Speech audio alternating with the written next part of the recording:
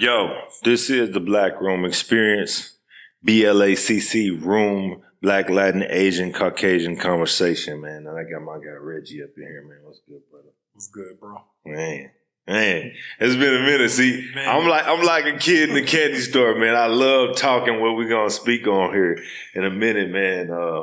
It's hard to find somebody that's, cut from that same cloth and, doing those same things and touching on all different types of film projects and stuff like that. So I'm real happy to talk to this guy right here. What's going on? Likewise. Man. Likewise. Let's get into it. Man, so what's your backstory?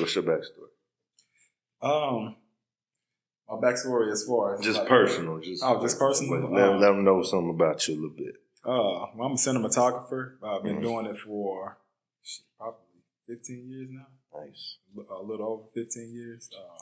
Went to school originally to do sound for film. Mm-hmm. Then when I graduated, I moved to Miami and worked in the studio in Miami. Then from there to Atlanta and worked in the studio. And nice. Then got out of the music environment and then went back into doing sound for film. And then out of doing sound for film into actually being behind the camera. Oh, okay. So you say you was doing music before that? What type of music? Hip hop and R&B. Okay. Nice. So what you was an artist or you set up audio? No, I was a mixing engineer. Mixing engineer. Okay, cool. Recording and mixing. Nice. Hell yeah. See, I need you, man, because I'm about to work on this new project, man. I've been putting it off, man. My music. For the people that don't know, I do music. I've done probably like 10 mixtapes. I think I got like 6 albums. But I stopped doing it, man, because people they don't appreciate music like they used to, man. I was putting in so much work, and I'm not one of them artists that just write down anything or make anything, you know what I'm saying? So it got to be like real annoying and shit like that doing music. So, and then the wave of music changed to being like real ratchet and nobody talking about nothing and all that shit. But I'm gonna get back to it though here soon. Absolutely. Yeah. Yeah, your music, you got hits. Yeah. Hits, bro. Yeah.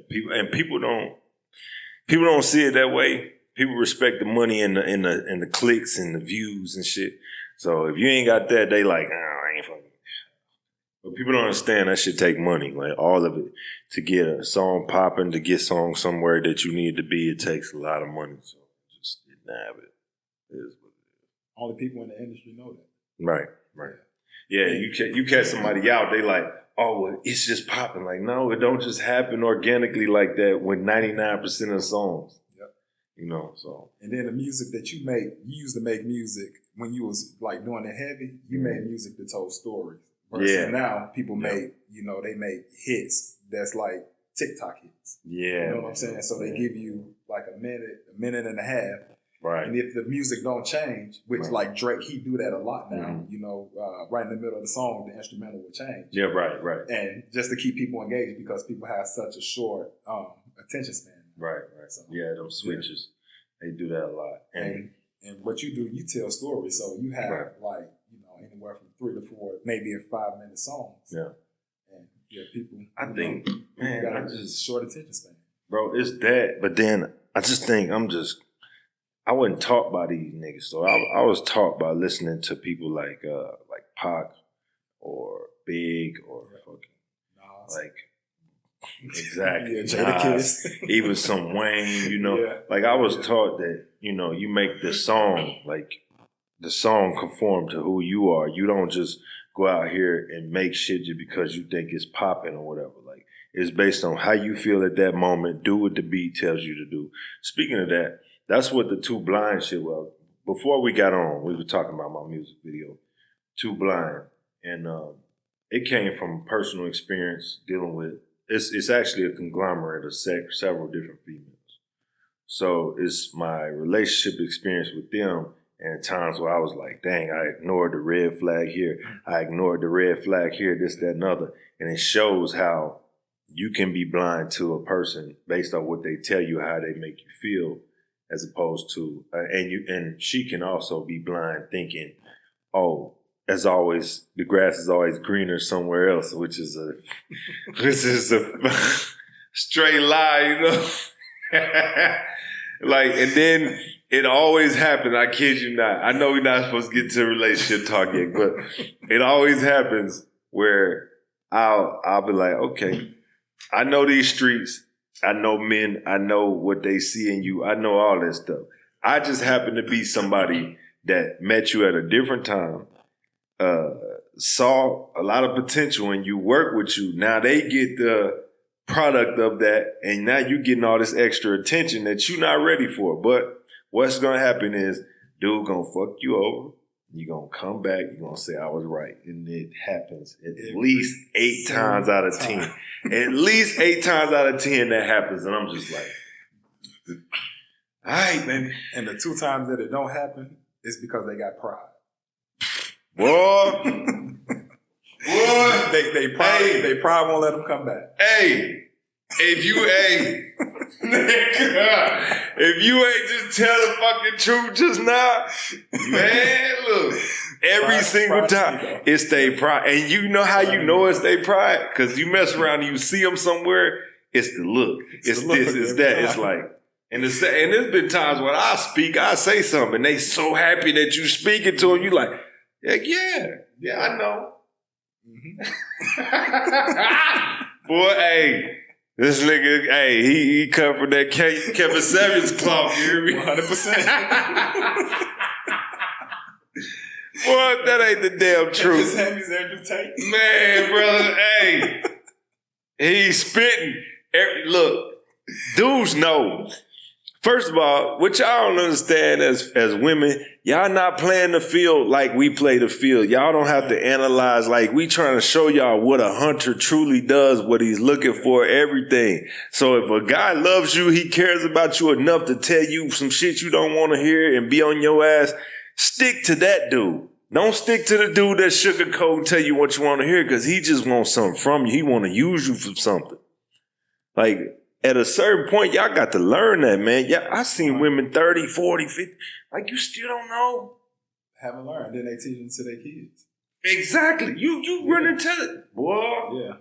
And then always talking about breaking generational curses. Hypocrite. So, yeah. Y'all hear this nigga?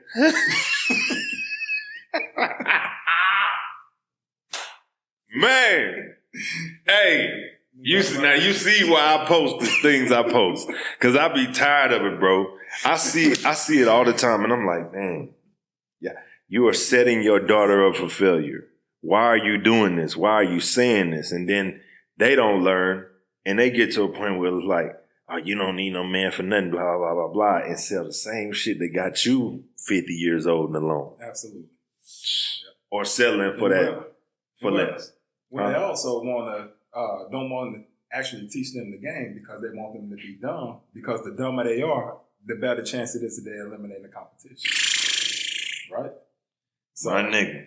So yeah, so keep them young and dumb, and then they getting rid of the competition that because older men, we like younger women. There's no doubt about it. Exactly. I mean, it's just biologically we like younger women, just like how biologically women like men is bigger, stronger, taller, all of that. So so if they can eliminate the younger competition by keeping them dumb, then that's more men that they have as their options. So, and then at a psychological level, I've seen women that don't even know that they're doing that, but they do it so much that they it's almost like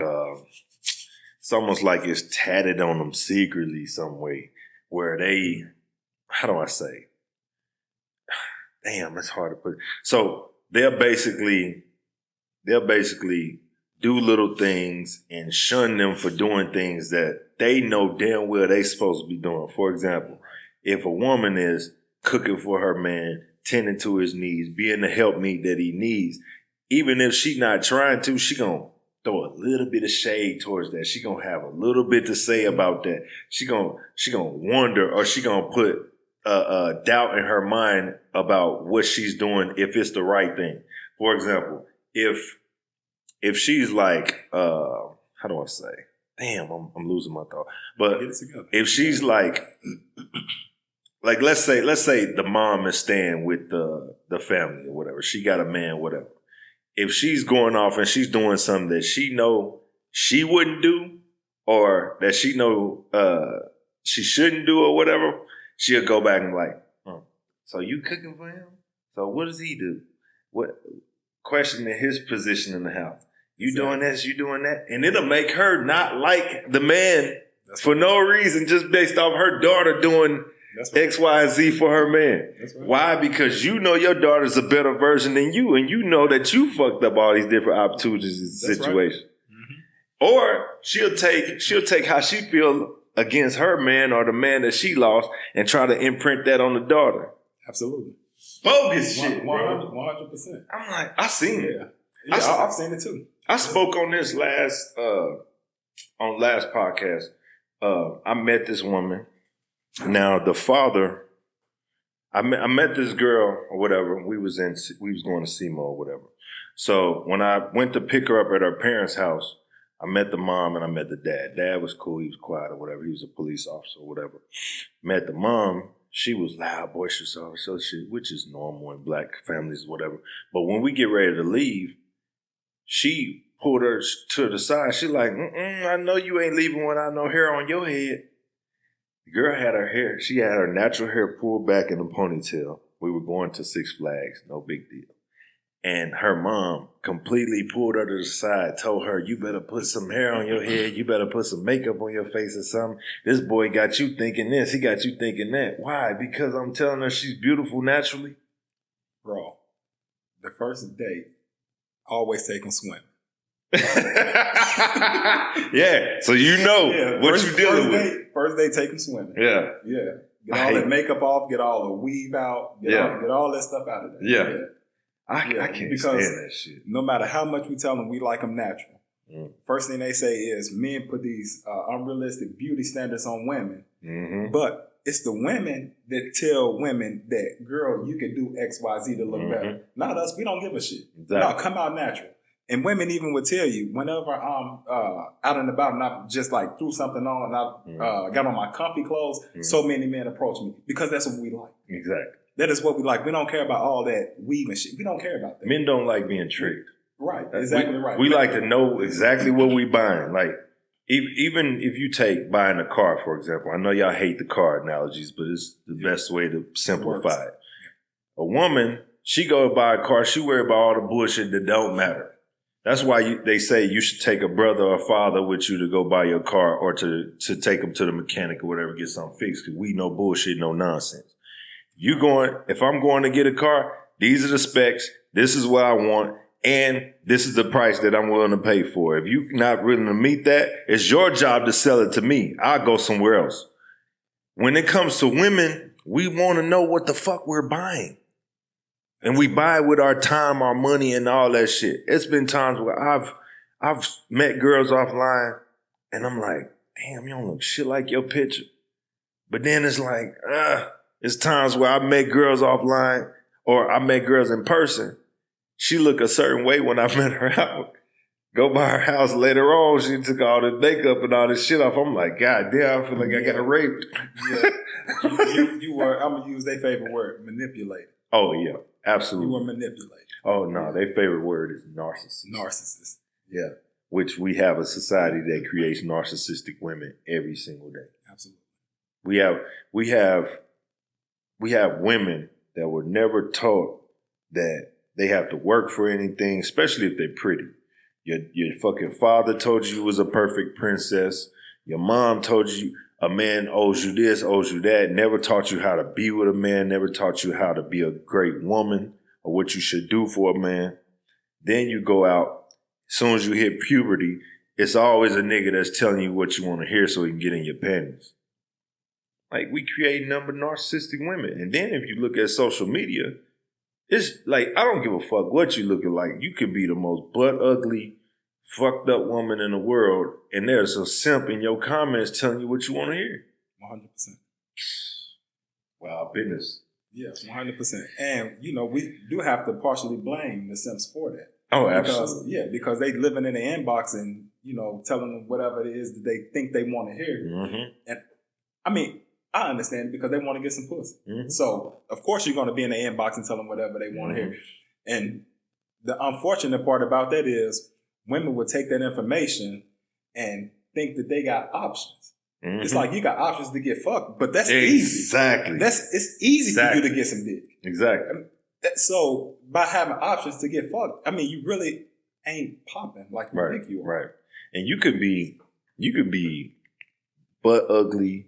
You could be, 600-pound life. Somebody. Yep. There's some dude out there that will still hit it, man. Yep. And that's wrong. I think we should start teaching men the truth. Let's talk data.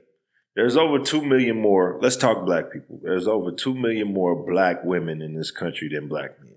Mm-hmm. We're not talking about the homosexuals, which y'all know y'all not finna go get with no homosexual dude, but men will get with a homosexual woman. Let's not talk about the 900,000 men that's in prison, or more. We don't know. That's just what the numbers say. Let's not talk about the dudes out here that's bumming. Then women are naturally hypergamous. So if you got your shit together, you somewhat handsome, you got a job, this, that, you can get women. The problem is they sit up here telling us a bunch of lies and a bunch of bullshit to make us think it's one woman for every man, and that's just not true. So tell guys, in my opinion, we should tell guys, dude, you're the prize, man. And don't ever think you're not, because trust me, I don't care what they say, whatever, all this bullshit, you're the prize, bro. Absolutely. You're the prize, bro. And especially whenever you're a provider, protector, you're taking care of your kids if you have kids. Yeah. So, you 100% the prize. Yeah, you ain't got to settle for her bullshit, man. Yeah, because it's a lot easier to find another her than it is for her to find another you. Exactly. You hit it. So, He killed it. This is my guy right here, man. This is my guy right here, too. Look, when we reposted certain things on Facebook, I'm like, oh, my God. Why don't they understand what I'm saying? Oh, you're a narcissist. You're a misogynist. You're this, that, and other. That's why they start shaming. What Kevin Samuel say? Sign language. Shame and sells guilt, and it need to be right. Exactly. They do it every single time. This man been dead for a couple of years, ain't he? Yeah. And he right still. And what's ironic is a lot of women that hated him in the beginning coming out now saying, you know what, Kevin Samuels was right. Oh, yeah. When all along, the fellas was like, hey, y'all need to listen to this guy. Yeah. That's the MO. Well, the thing is with Kevin Samuels, he wasn't saying anything that we haven't been saying in the locker rooms on the basketball court. We've been saying all that same shit. Right. He just made it publicly known. Right. Yeah, but I mean, he wasn't saying anything we hadn't been saying. And see, that's the problem. We don't tell women the truth. That's why when they hear the truth, they can't handle it. Oh, you must be gay, or you don't like women. No, if I didn't like women, I would just be fucked. I mean, well, let's not say this. If I like women sexually and I didn't like women, then I would just fuck them and leave them. That's right. That's it. But I'm trying to put some game in y'all head because I have a daughter. I have 2 sons. I'm trying to tell you, like, I want them to have, nice women when they grow up. Or I want my daughter to grow up in a world where her idol ain't Sexy Red. Right. You know what I'm saying? Like, this is wild business. I seen how Instagram has ruined women. And I mean, of course they were going before that, but it has taken a turn to the point where she don't feel like she look good if she's not sexual. Oh yeah, 100%. Or naked or something. Or getting likes. Yeah. Yeah, doing it for the likes. Right. That's why they came and work out in the gym without wearing hardly nothing or wearing some shit that look like it's painted on. Mm-hmm. It's wild business out there. Yeah, and like you said, you call it out, you're a misogynist. Yeah. So it's wild. But I absolutely 100% love women. Oh, yeah. I mean, fucking crazy about women. Exactly. Love everything about a woman. Mm-hmm. But the stupid shit that they do sometimes. Yeah. That part, and then when you're trying to teach them, and it's going to one ear and out the other, it's just like fucking mind-boggling. Like, how don't you understand this? My thing is, why do they say they want a masculine man? But as soon as a man is masculine towards them, oh nah, you weak. Like what? Yeah, I don't get it. I don't get that shit either. Girl math, bro. You supposed to shut up when I'm talking. You a grown ass man talking to a female. Who the fuck I'm supposed to be talking to? Right. Now men hold each other accountable. If I'm out with you and we go into the club or whatever fuck we going, and you get on some fuck shit, I'm like, hey bro, you on some fuck shit, man. I'm gonna tell you on some bullshit right now. Like let's say you you get into it with some 10 niggas, and now we gotta fight 10 niggas. Like, damn, bro, you done got me involved in your bullshit. But if I go out with a woman and she get me involved into some shit, and I'm telling her, like, yo, this gonna get me fucked up at the end of the day, or get me locked up. Or get both of y'all fucked up. Right. Yeah. But your mentality ain't built like that. You just think the world is just your amusement park, and you do what the fuck you want to do when you want to do it, and that's not how it works. Well, I think it's because they don't understand how bad a man can actually be. Like how real it can get. How real the shit can get. Yeah, they don't really understand it. The destruction that one man can cause. Mm-hmm. You know, I tell a girl that I'm dating, I'm like, a 14-year-old boy will wear a grown woman ass out. Hell yeah. I'm like, a 14-year-old boy is fucking strong. What was the shit that I seen? Oh, it was some high school kids, it was boys. I think they was like 14, 15-year-old. They beat the national soccer women team. Mm-hmm. Smoked them. Mm-hmm. No problem. Yep, no problem. They don't understand. To a woman, let me put it in perspective for y'all, because I know y'all live in a propagandized world that tells you a bunch of fairy tale bullshit. But it's literally like a man trying to fight a gorilla or a grizzly bear. That's how strong a man can be towards a woman. Y'all don't get that. That's why when you get in dudes' faces and you try to put your hands on them, all this other shit, you feel safe doing that shit because you know he's not gonna do nothing. But man, if he actually did, he will fucking murder you. Yeah, no doubt. Like, I'm gonna tell my daughter, hey, don't put your hands on no man for no reason. Yourself. Yeah. You either come get me or something. Like, don't do that. Don't do that. Yeah, that's the way that's for everybody. Keep your hands to yourself. Absolutely. Yeah. Because the way I was raised, if you big and bad enough to hit, you big and bad enough to get hit back. Oh, absolutely. So, and that wasn't gender specific. It was just human specific. Right. So, yeah. Yep. Man, we went down the women hole. No pun intended.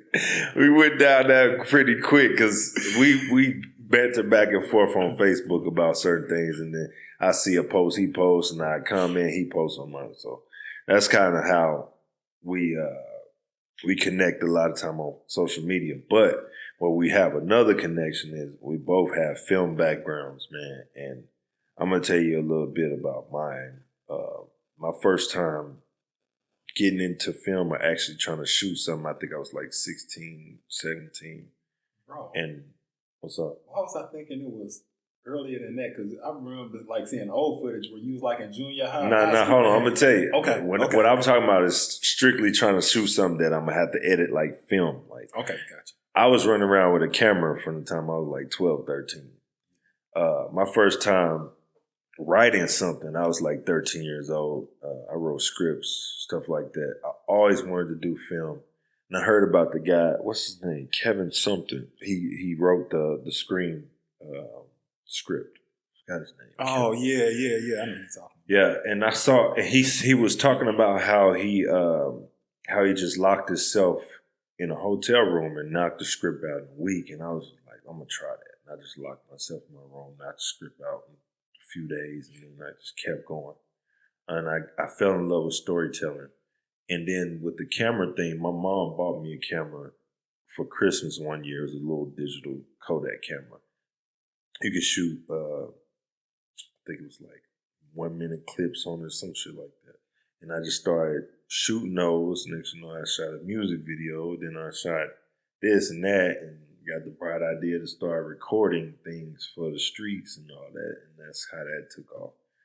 So, and then I got this. My first film was called Respect. I shot that, and I just fell in love with it, man. Yeah, for sure. Yeah. But what would you say you saw?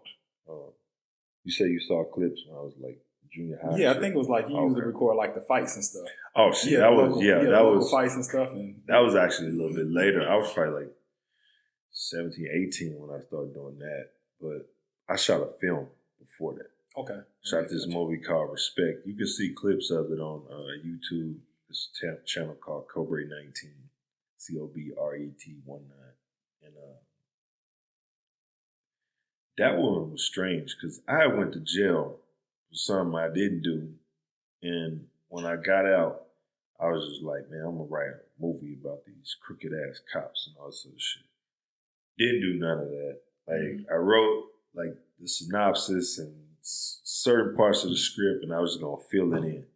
And the story just took a turn, man, and people started liking it. When I put the DVD out, they was like, man, this shit crazy. Like we never seen this happen in our small town, blah blah blah. And I just started selling like wildfire. It just so happened that they were shooting the movie Kill Shot here in Caden. Yeah, and the KFDS 12 news channel, they was like, oh yeah, there's another movie being shot in K, blah, blah, blah. And I was shooting the sequel to my first movie. And they came and they saw a scene and blah, blah. And that helped us tremendously in promotion. Right? Oh, nice. We was able to go from town to town, Charleston, Sykeston, all the way down to Kennett, pop up with 100 DVDs, 200, 300 DVDs and sell them all. So we was able to do that, and that was a big deal. Yeah, nice. And you said that movie's still online? Yeah. Well, I don't even think I posted the whole thing. This was so long ago. This was back when YouTube only let you do 10-minute clips. Gotcha. So it's in sections, like parts on YouTube. I got to post the whole thing one day. It's pretty terrible looking back at it, but people will sit there and watch it. Terrible. Well, whenever we start off terrible. Man. You know, I always say, you got to get the shit projects out of the way first. Yeah, yeah. So, and that, you know, that's the practice. How you learn. Yeah, that's how you learn. Yeah, you got to get all that shit out of the way first. What was your first project? Anything you ever filmed could be music video, commercial. Yeah, I think it was a music video, man, on a little small Sony photo camera. Whenever they first start putting video inside of the camera, it only shot like I think 480p or something. Yeah, and it was just just like my brother riding in the car and he was rapping. I was just pointing the camera at him. It was nighttime, so it looked like complete shit. Yeah, but we was doing something. Yeah. Grainy, bro. And not like film grain, but digital grain. Yeah, it's terrible. Yeah, and the color looked like sepia tone. Yeah, because the color was just washed out. Yeah. Oh, it was bad. Yeah, it was bad. Let me see. I did this one. Damn, that was a little bit later. Let me see. What's the first? Nah, I can't talk. The first thing I ever did, I never even bought the software, so it had like watermark through it. Yep. and then I finally got the money. It was like $50-$60 to get Magic's Video Edit Pro at the time. I think it was like version 9 or some shit like that. And I took the watermark off. I'm like, yeah, I'm in there now, man. That was terrible. Yeah. But I remember this one that I shot. Y'all can find that up. It's called Weight Watchers. And it's like a little short that's like a Halloween clip. And I got this big girl. She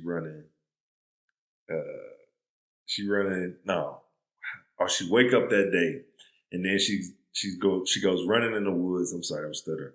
She goes running in the woods, and she keeps finding herself in the same spot. So she's like trapped in the woods or whatever. And then out of nowhere, here comes this red, bloody hand that's chasing her. It was mine. I was chasing her with the camera. Nice. And then I show her fast motion speed running the whole way home. And she gets home. She's like, hell, I don't know. I ain't never trying to lose weight again. She gets some cookies out the thing and just eat them and shit. Dude, that sounds like a good story, bro. God, it was terrible. I was like, my God, what was I thinking? But yeah, I did part 2 of that.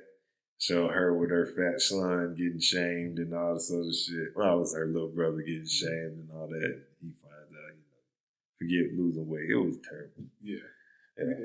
That's what we got to do. Get shit out first. That was horrible. So we were talking about for a little bit. I want to see what you were going to say about this. Have you ever been on set and lost data that you were recording, like lost a memory card or deleted something by accident? Oh my God. Mm-hmm. What do you want me to go first? You want to go? I'll go first. All right. Well, I wasn't actually on set, but I had just finished up, just wrapped this project where I had this director that was directing via not Skype, but I guess it was what is the iPhone that they use? FaceTime. FaceTime, okay. So he was directing via FaceTime. And, you know, we had got these people house, man, was able to get the actors and actresses and all of this stuff. And then right after we wrapped that project, I had another project that I had to go and shoot in Chicago. So wrapped that project, went home, packed up all my stuff, went to Chicago. In the hotel room, I'm like, yeah, let me, you know, make sure I got the dailies. Well, no. Let me make sure that I have clean SD cards. So whenever I record this project tomorrow, everything is good and I'm ready to go. And erased all of the project that I had previously shot. And that was not a How'd you do it? How'd you erase it? Formatted the cards. Oh, you thought you had it on something. Okay. I thought I pulled it off, and because normally my routine is as soon as I get home, I'll dump data, but I didn't dump the data because I packed up and left. And got to Chicago in a hotel room. I'm like, all right, let me format all these cards to make sure that I got clean cards for tomorrow. And as soon as I hit format and it was formatting, it hit me that I never did dump that data. Damn, bro. And it was not a pleasant call to the director. I mean, he wasn't happy at all. Yeah. And I was like, I'm never fucking working in this industry again. Yeah. That's how you feel. That's how you feel. So how did you fix the problem? Did you fix it? Yeah, we ended up having to reshoot. The actors and actresses wasn't happy. The people whose house we used, they wasn't too happy with it. But they did let us come back and reshoot. Yeah. Because it wrapped up a lot of people's time. Yeah. So it was. It was an unpleasant call, man, and he wasn't happy. I didn't want to make that phone call, but I'm like, what else can I do? I got to take full accountability for it. I got several stories like that. First of all, that's one of the reasons why, before we started this, I try to make sure it was on the external drive before we even start. I'm like, let me double check because we filmed the other day for like 5 hours. So let me see, when did that first happen? No, I don't want to say the first. That was this one time. We shot a music video. It was a Flexing on Purpose video. I don't know if you saw it, but Molo was working the gimbal and everything he had was gone. I'm glad we shot extra, but the video could have been so much better. I just went with what we had and just edited it anyway. It turned out pretty good, but there was so much that we lost. Bro, how? I saw you take out the card and put it in your little card compartment and put it in your bag. Like, what the hell happened to it? Completely gone. I shot a video for Al, for Loke, and he, for whatever reason, I was shooting on my 6K, my Blackmagic 6K, and I had the boom, I had it connected to my boom mic, and for whatever reason, no, I had it connected to my shotgun mic. That's what it was. And for whatever reason, I didn't turn it on. The one that you had to have power to it. I didn't turn it on. That's the power. All the audio from the B-roll, the little acting scene we had was gone. I had to call him. Luckily, I found it like an hour after the shoot. I had to call him like, man, we got to come back and shoot this scene. I had to come back, reshoot that. And then... even when I was done with that video, I accidentally deleted everything. And I was pissed. Oh my God, you just don't know. No, I know. I'm shooting directly to SSD. So I'm like, what the fuck? What the fuck? I went and got me a recovery software. It was Asus recovery software. I recovered all this shit. It took probably about like 36 hours to get it all back. About 2 days. Yeah, but it all came back. I was like, thank you, God. Yeah. So that first time when you lost it, when Molo was operating the gimbal, how'd you lose it? He just lost the card. Oh, he lost the card. Yeah, okay. He had the other card, and I'm like, well, what the fuck? What happened to the other card? He lost the card. I don't know what happened. It's cool. I wasn't mad. I was just like, God damn. Yeah. Because we had rented out a loft in St. Louis to shoot it, all of that, and I had to pay the girls to come in. I was paying them like $50 an hour. Yeah. And I was like, fuck this, man. So, how do you prevent yourself from doing that now? I think I just mentally just always try to make sure. Okay. Yeah. I mean, I've had times where recently me and Kiera shot a scene. It's probably gonna be up now. Yeah, it's gonna be up by the time this comes out. But me and Kiera shot a scene, and halfway through, I'm looking at the camera. I'm like, "Oh shit, it's not recording." And I'm like, "Damn." Go on, look to it, double check. Now mentally, I always try to tell myself, "Look for the rec, look for the rec," because I'm not used to using Sony cameras. Like I said, I went from Canon to Blackmagic, so Blackmagic camera, you look up there, you see a big red light, you know it's recorded. With these, it just shows a little bitty wreck on the screen, and that's the only way you know if it's recorded. So that sucks. So now, like whenever I take the card out of the camera, I always take I got a specific roll of red gaff tape, like a little thin roll of red gaff tape. So what I do, as soon as the card come out the camera, I tear off a piece of gaff tape, and I put it over the part that you will insert into the computer. There you go. And do not remove that gaff tape until it's time to go inside the computer. So you know that it's data, good data that's on that SD card or whatever card it may be. Yeah. You're on that memory. That's a terrible feeling. It is. It's horrible, man. Just shooting all day, and then it's like when you get great shots, that reshoot never quite looks like the first one. I don't know why. It's the same with recording music. When I record a song and I'm in that mode and I'm feeling it, whatever, it come out amazing. And for whatever reason, if something goes wrong, you got to re-record them. I can't get my sound back. The enthusiasm is gone. Yeah. Like my voice don't sound right. The mic sounds different. Something is off, and I don't like it. Man, you ever had those times where, like, you think that you're recording and you're not, and then you hit the record button, and you shouldn't be recording. Yeah, you like, oh snap! Did I miss it? I missed it, and then be like, and then you know, to fix it, we need to do one more for safety. Yep. All right, we're gonna shoot it one more angle, one more different. Yeah. Like, fuck, man, it's all of that. But I mean, you can't be like, I missed that shot. We need to redo it. So, what do you prefer to shoot? Like, what type of do you prefer? Film, commercials, music videos? Well, I prefer narrative, commercials, documentaries. Gotcha. Documentaries are amazing because you got so many different ways to go about doing it. I think I'm more of a guerrilla filmmaker. Like, I'm not with all this taking forever to set up. That's why I told you, like, I'm not a cinematographer. Like, I can do it, but I mean, I don't like that shit. I'm more Michael Bay. Like, let's shoot it a couple angles, move to the next one. Like, let's keep going. Like, that's me. Yeah, and I'm more on the opposite side of that way. You know, like we got to get the lighting right. We'll work together, man. Like we got to get the lighting right and, you know, make sure the ratios and all that stuff is on point. So, I'm more, I've seen, like, major films, like films on Netflix, and I'm like, somebody messed up. Like, why is this so grainy? Why is this lit wrong? I got to a point where I couldn't watch a regular movie. I see continuity errors. 100%.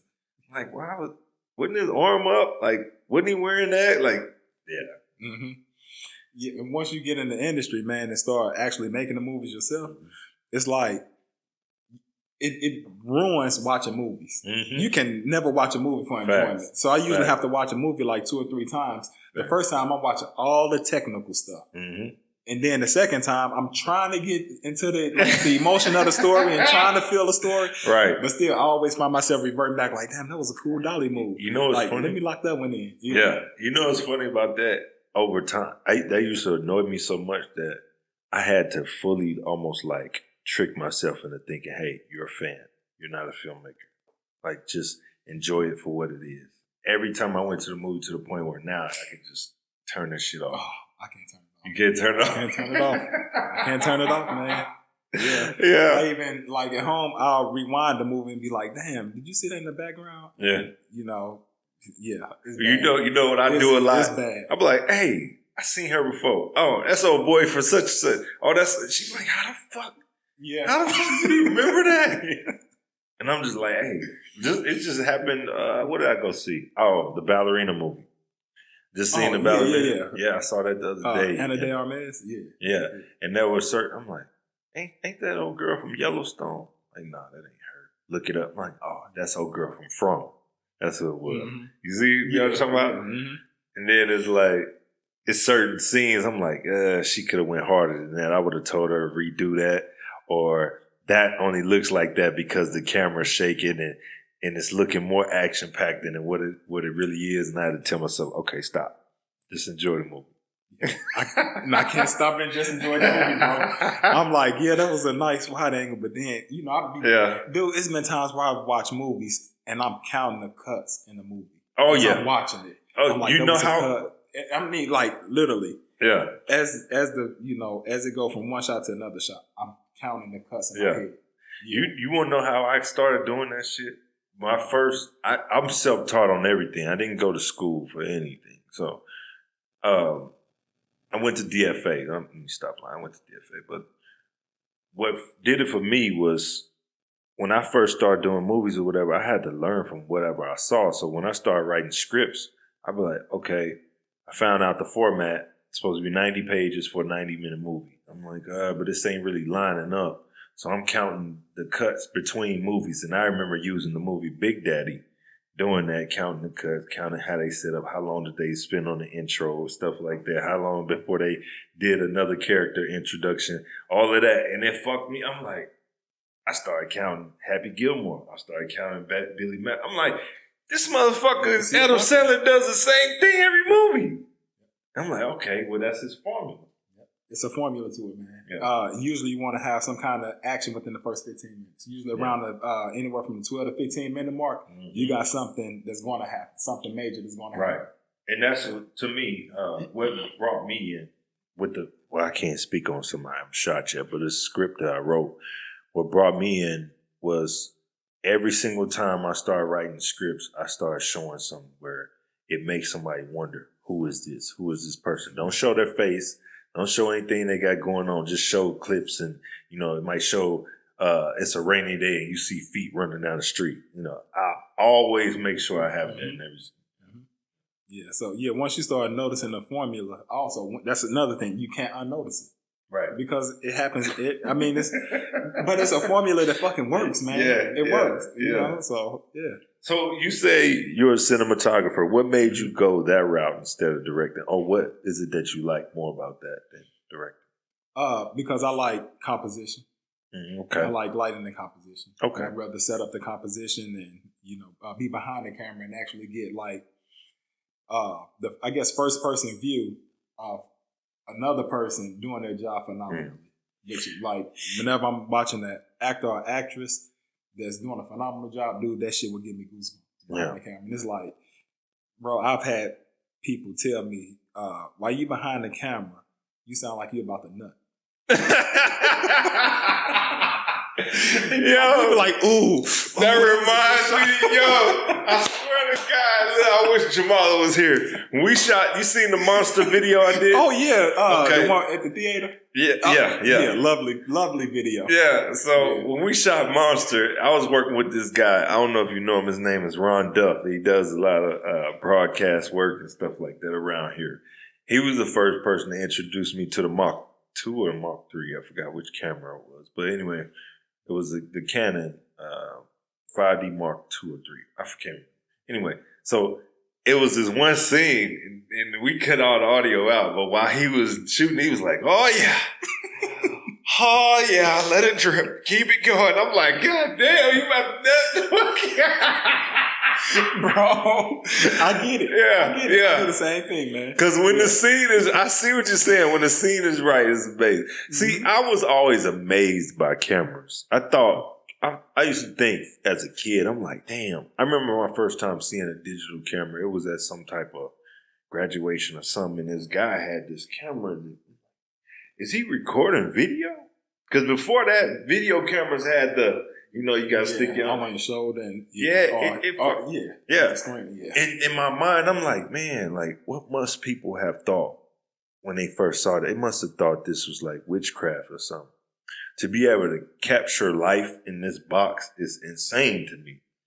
And I always went with that. I'm like, man, I'm capturing life. That's why even now, I'll post old videos from 2000, well, I wouldn't say 2000, right? Probably 2001, maybe 2002. But like my grandparents just around the house, and I post them, and my mom and they'd be breaking down. They like, damn, I didn't know you had this. I'm like, I didn't know I had it.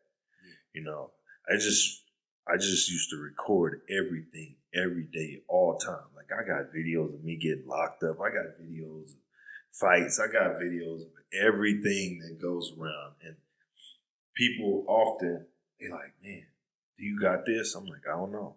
Let me go check. I'm like, damn, you got it. I'm like, yeah. And I just fell in love with that feeling. Even back then, I'm like, why did I just know that I was doing something that people need one day? Crazy. That's what made me fall in love with it. So, yeah, I think I fell in love with it, man, just by going to the movies all the time. Mm-hmm. And then I'm like, damn, you know, I mean, this is before I got fucked up, like where I could, when I could actually watch, when I could actually watch a movie. Yeah. Now I can't really watch a movie now. But yeah, man, just sitting in the theater and being immersed, like even whenever I would like take girls to the movies and stuff, and I would tell them, you know, you might feel like I'm ignoring you, but whenever I go and watch a movie, like I'm really into the movie. So, man, I used to like just be so immersed into the movie that everything else around me was like nothing was around me. Yeah. And even now whenever I'm behind the camera, it's the same way. People say they have came up to me and talked to me on set. Yeah. And then like during a break or something, I'd be like, hey man, what's up? I didn't know you was here. And they'd be like, dude, I came over and had a whole fucking conversation with you. Yeah, because you're focused. Yeah, I'd be so focused, man, that nothing else matters. That's funny though. That's like a little side thing. Like I can't stand going to the movies with somebody that's talking the whole time. I'm like, God damn. I remember one time I was in the movies and this one dude was just laughing I'm like, dude, is it really that fucking funny? Like, shut up, man. Yeah, so I get that. I remember this one girl, I was with her, and she used to always just talk. So what's finna happen? So I'm like, God damn, I'm watching at the same time as you. What do you mean? We got into a huge argument about that. Yeah. Man. So for me, I would say, what do I prefer? Man, that's hard. I always try to put like a film element a cinema element into my music videos. So I would probably say I'm a true like filmmaker. Like my music videos are usually like the Michael Jackson style. You know, you gotta have some type of acting, B-roll, stuff like that. It has to tell the story. So that's what I'm about. Mm-hmm. Yeah, I'm the same way. Mm-hmm. Like people have asked me to do music videos, and I'm like, if you want to just stand around and jump around in front of the camera, that's not me. Right. You can have your homeboy to shoot. Right. But if you want a story to be told, then that's when you call me. Right. So, yeah, I'd much rather, have a story element to it than just somebody jumping around in front of the camera. I remember when I first heard of you doing film, because I mean, you see people like, oh yeah, I pick up a camera, I did this. I'm like, I don't care until I see the work, and I don't want to come off like that. But I've been doing this. Right. I've been doing it so long. It's like, and then I didn't know who you were. I heard of another guy named Reggie. Mm-hmm. Now I worked with another guy named Reggie, and we worked on the Go Hard video. We did what else? We did something else, but I was just like annoyed because the way we shoot is completely different. So he's more of he cares about the big camera. I care about the shot. I'm like, dude, my editing can cover up all this shit that you worried about. You worried about the wrong shit. I'm like, all right, cool. Let's just shoot this shit, keep it going. And he's just like, no, we can do it this way. I'm like, all right. Yeah. I'm like, I want to direct. You're the cinematographer. But when I'm directing, then you want to direct. And it's like, no, you be the cinematographer at this point. Just shoot what we're going to shoot or whatever, make it look the best best you can or whatever. Mm-hmm. And we kind of had a I don't know, a passive aggressive back and forth. Yeah. You know, because we both trying to get the shit done. And at that point, somebody brought you up. I'm like, oh, God, I'm cool. Yeah. But everybody thought that I was like having it. I'm like, I don't even know who that is, yo. Sure. And then when I found out who you were, that you were a different Reggie, then I'm like, oh, yeah. Yeah. Like, it's, I ain't gonna say his last name. Right. Yeah. Right. I know who you're talking about. Yeah. Man, we worked together. We shot, we probably shot anywhere from 7 to 10, maybe even 12 videos together. Oh, that's nice. Yeah. We did a lot of work together. Man. Yeah. Now, see, at that time, he was just doing the camera work. That was it.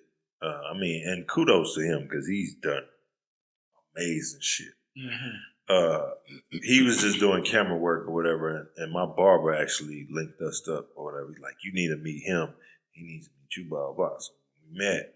It was like little stuff like, it was just a little passive aggressive stuff that I didn't like because I'm a very straightforward person. And there was things that, like during certain shoots, I'm like, I really like that. It's like, well, this is how they doing it here. This is how they. I'm like, I don't care. Yeah, right. You know what I'm saying? Like, I want what I want. I want to shoot the way I like it. And that was one of my music videos. So I had certain ideas. He had some great ideas too. So the collaborative effort made a good video. But at that time, I was just on to getting it done, shooting the way I wanted to shoot. So, yeah. Well, I've just finished up this shooting this feature, and on one of the days, in the last few days, me and the director, we had a disagreement about what focal length we should use, ironically, and we had a little bit of back and forth, and he was like, "Well, Reggie, I'm making a director's call on this." Yeah, I said, "You're right." Right. So whatever the director say, because you're there to work for their vision. Right. That's what I'm there for. I'm there for the director's vision, not mine. And see, I'm the type of director that's like, okay, yeah, there's a chain of command for most, but I'm going to listen to the cinematographer when it comes to cinematography shit, and you should listen to me when it comes to director shit. To me, it can be separate. It doesn't have to be the same or whatever. I mean, of course, it's a collaborative effort, but at the same time, if you do your job the best possible way that you can, let me do mine, and, it's different. And that's why I was trying to explain to him. I'm like, dude, you don't have to edit this. I do. So I'm speaking about it from a perspective of a person that has to edit it and put it out under my name. That's right. So that's where we kind of bumped heads about it, whatever. And then, you as a director, you've been sitting around stewing on that idea for probably months. Right. And he's only been stewing on it for a couple of days. Right. So the vision that you have in your mind. The vision that you have in your mind way better than him. Right. And that been because I had to come to the realization on that with some commercial work that I was doing. And I'm like, the client, the business, they know their business better than I know their business. I mean, they working in that business. Yeah. So I can't go in and tell them how it should be done when they've been working on this and been having this idea for months, maybe even years. And I want to come in and tell them how I think it should be done and then change their shit up. Exactly. Absolutely not. I'm there to work on I'm there to bring their vision to life. Right. So, and if they ask me about my vision, I'll give it. Like I used to work, I did this Dorito commercial with this guy, Jay Rodriguez up north. And what he was telling me to shoot, I was the cinematographer, but what he was telling me to shoot, I'm like, I didn't get it. I'm like, the fuck is he talking about? I'm like, all right, just listen to him. I'm young, listen to whatever he said. But when he put it together, I'm like, damn, I didn't see this at all. I can't even believe I shot this shit. And that worked. And then we worked on a short film called The Fight Within. And the way he was describing it, I'm thinking like, okay, how do I say it? So we was lighting up this boxing ring, and he was explaining the fight. I'm like, where are the extras? And he was just like, oh, don't worry about the extras. We don't have to worry about extras. And I'm like, what are you talking about? And the way we shot it or whatever, and we dimmed lights, and we did this and we did that, it was all lit up. You could see rows, you could see all sorts of shit in my camera. That's what I'm saying. But then he went back and he darkened everything on the edges, everything, and he just put sound and sound and sound. And I'm like, damn, it seems like a real boxing event. Yeah, so you just have to trust, where somebody's going with something. And then speaking of sound, dude, sound take it to a whole nother level. I'm glad you said that. Sound covers up a lot of shit, yes, too. Yes, it do. I learned that when I was, I learned that when I was first filming a movie, and I noticed like different cuts. I was like, how the fuck do I fix that? So I started like blending. And this before I started having external sound recording and all sort of shit. I didn't know shit, bro. When I first started, I'm like, damn, well, how do they capture the sound when they shoot it in film? And then it started making sense. Yeah, man. Oh, dude, when you first learn it, man, that's like one of the most fun parts of it. Yeah. Learning when when you don't know shit. I mean, when you like absolutely know nothing. Yeah. That is fun to learn all of this. Yeah. But going back to sound, when they did, or when they were trying to get funding for Texas Chainsaw Massacre, not the original, but the one with Jessica Biel that came out, I think like 2007, 2003. Maybe, somewhere around there.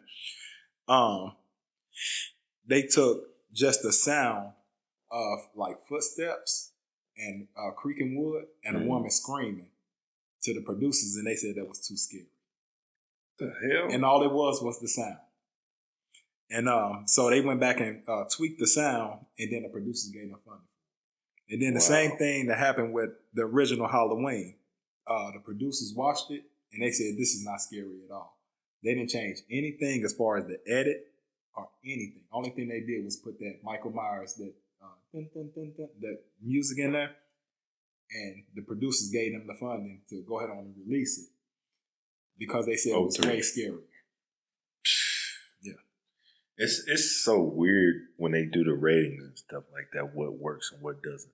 I'll tell you a movie that made it that I was just like, damn, like Scarface. Scarface had to go back, I think, like 5 or 6 times to get a different rating or whatever, to get it cleared. And when he sent it in, he ended up sending the original.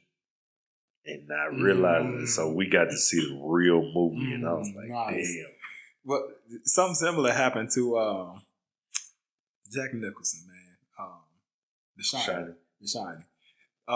When they did the original rating for the trailer, all the blood that came out of the elevator, I think it was out of the elevator, right? If I'm not mistaken.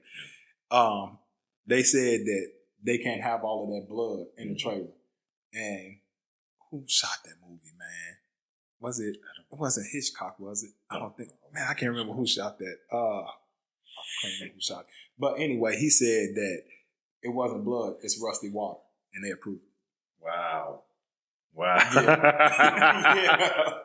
Yeah. Wow. I know you watching. I love watching behind the scenes and seeing how things are shot. Oh, yeah. Okay, let me ask you this. Who's your favorite director? Quentin Tarantino.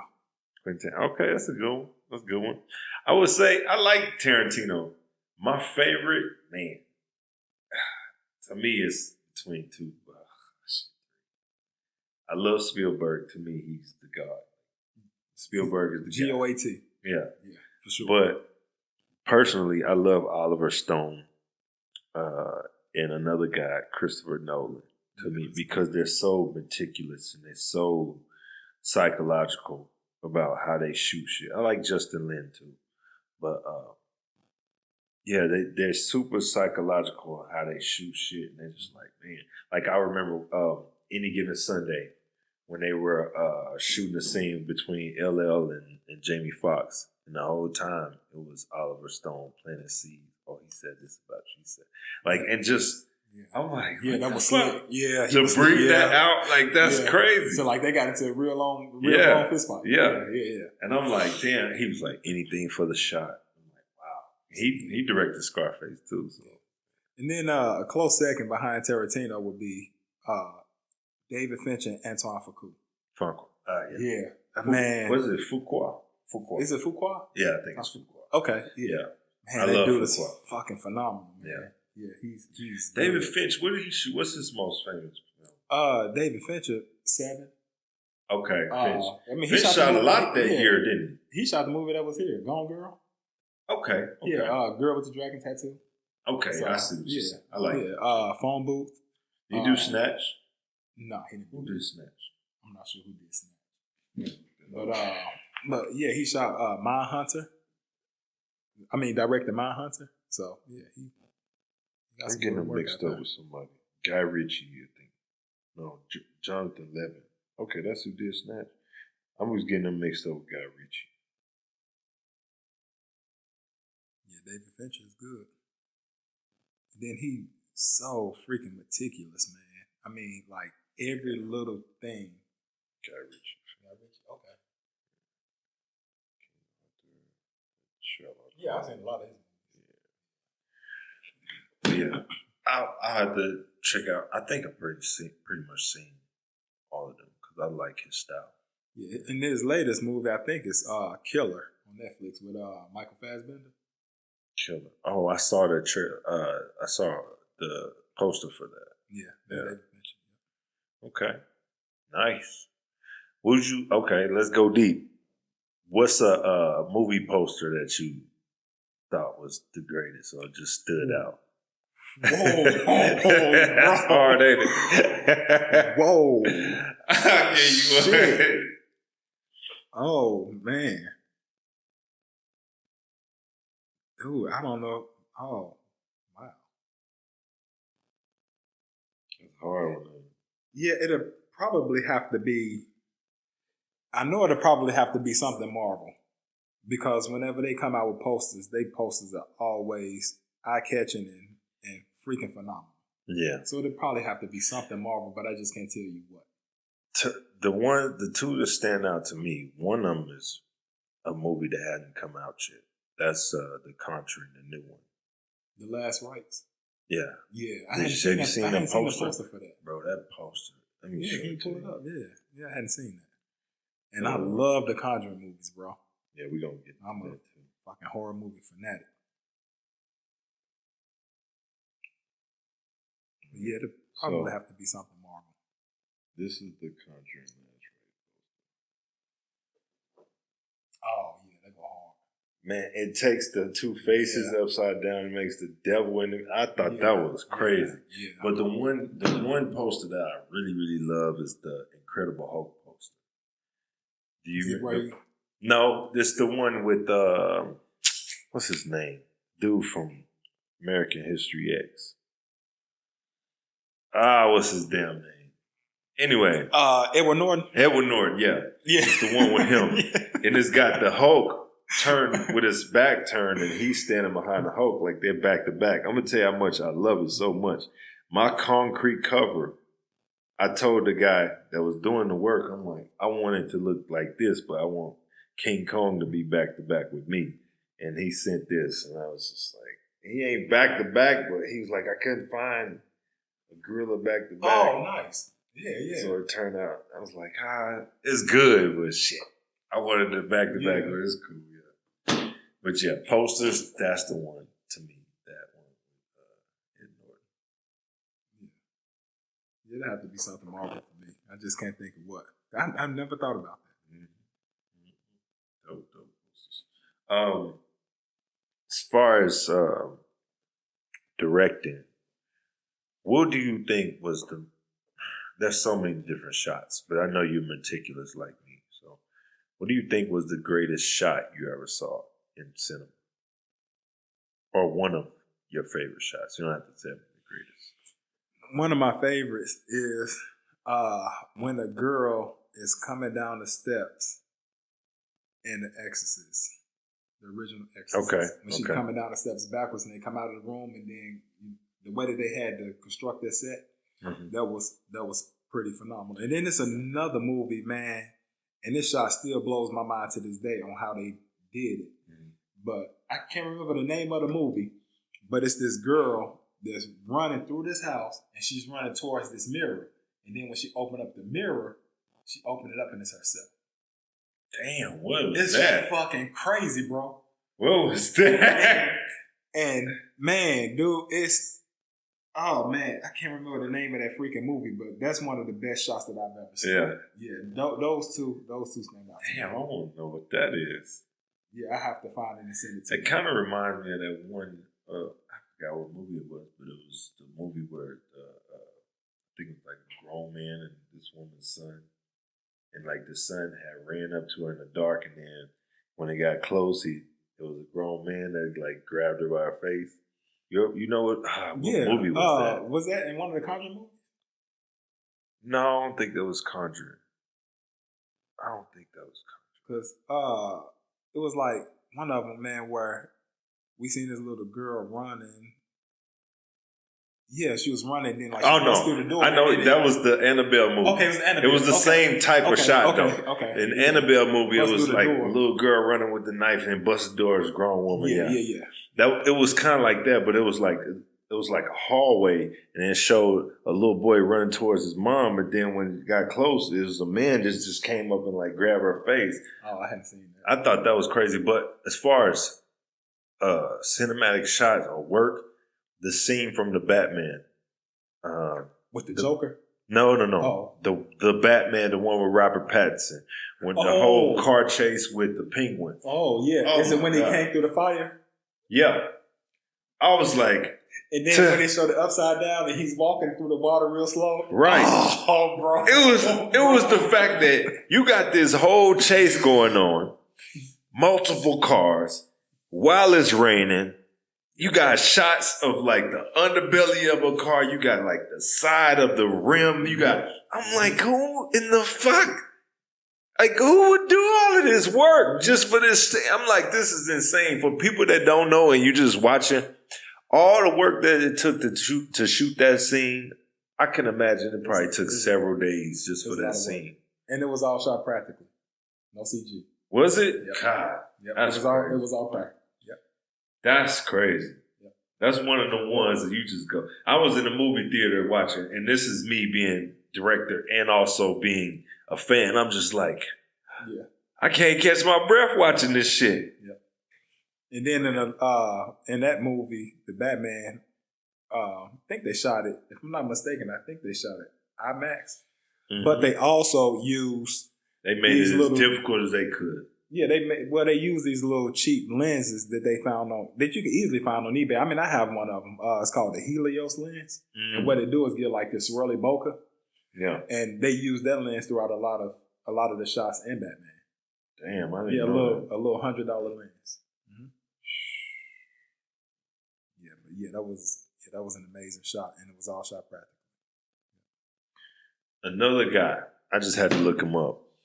Because what he did and what he was able to pull off is nothing short of like majestic to me. That's the best word I can put it. But Miguel Sapochnik. Not familiar with the name. He directed. You seen Game of Thrones? Yeah. Okay.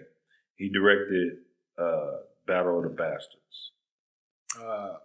You may have to tell me what happened in the episode. Okay, in Battle of the Bastards, spoiler for people that didn't watch Game of Thrones.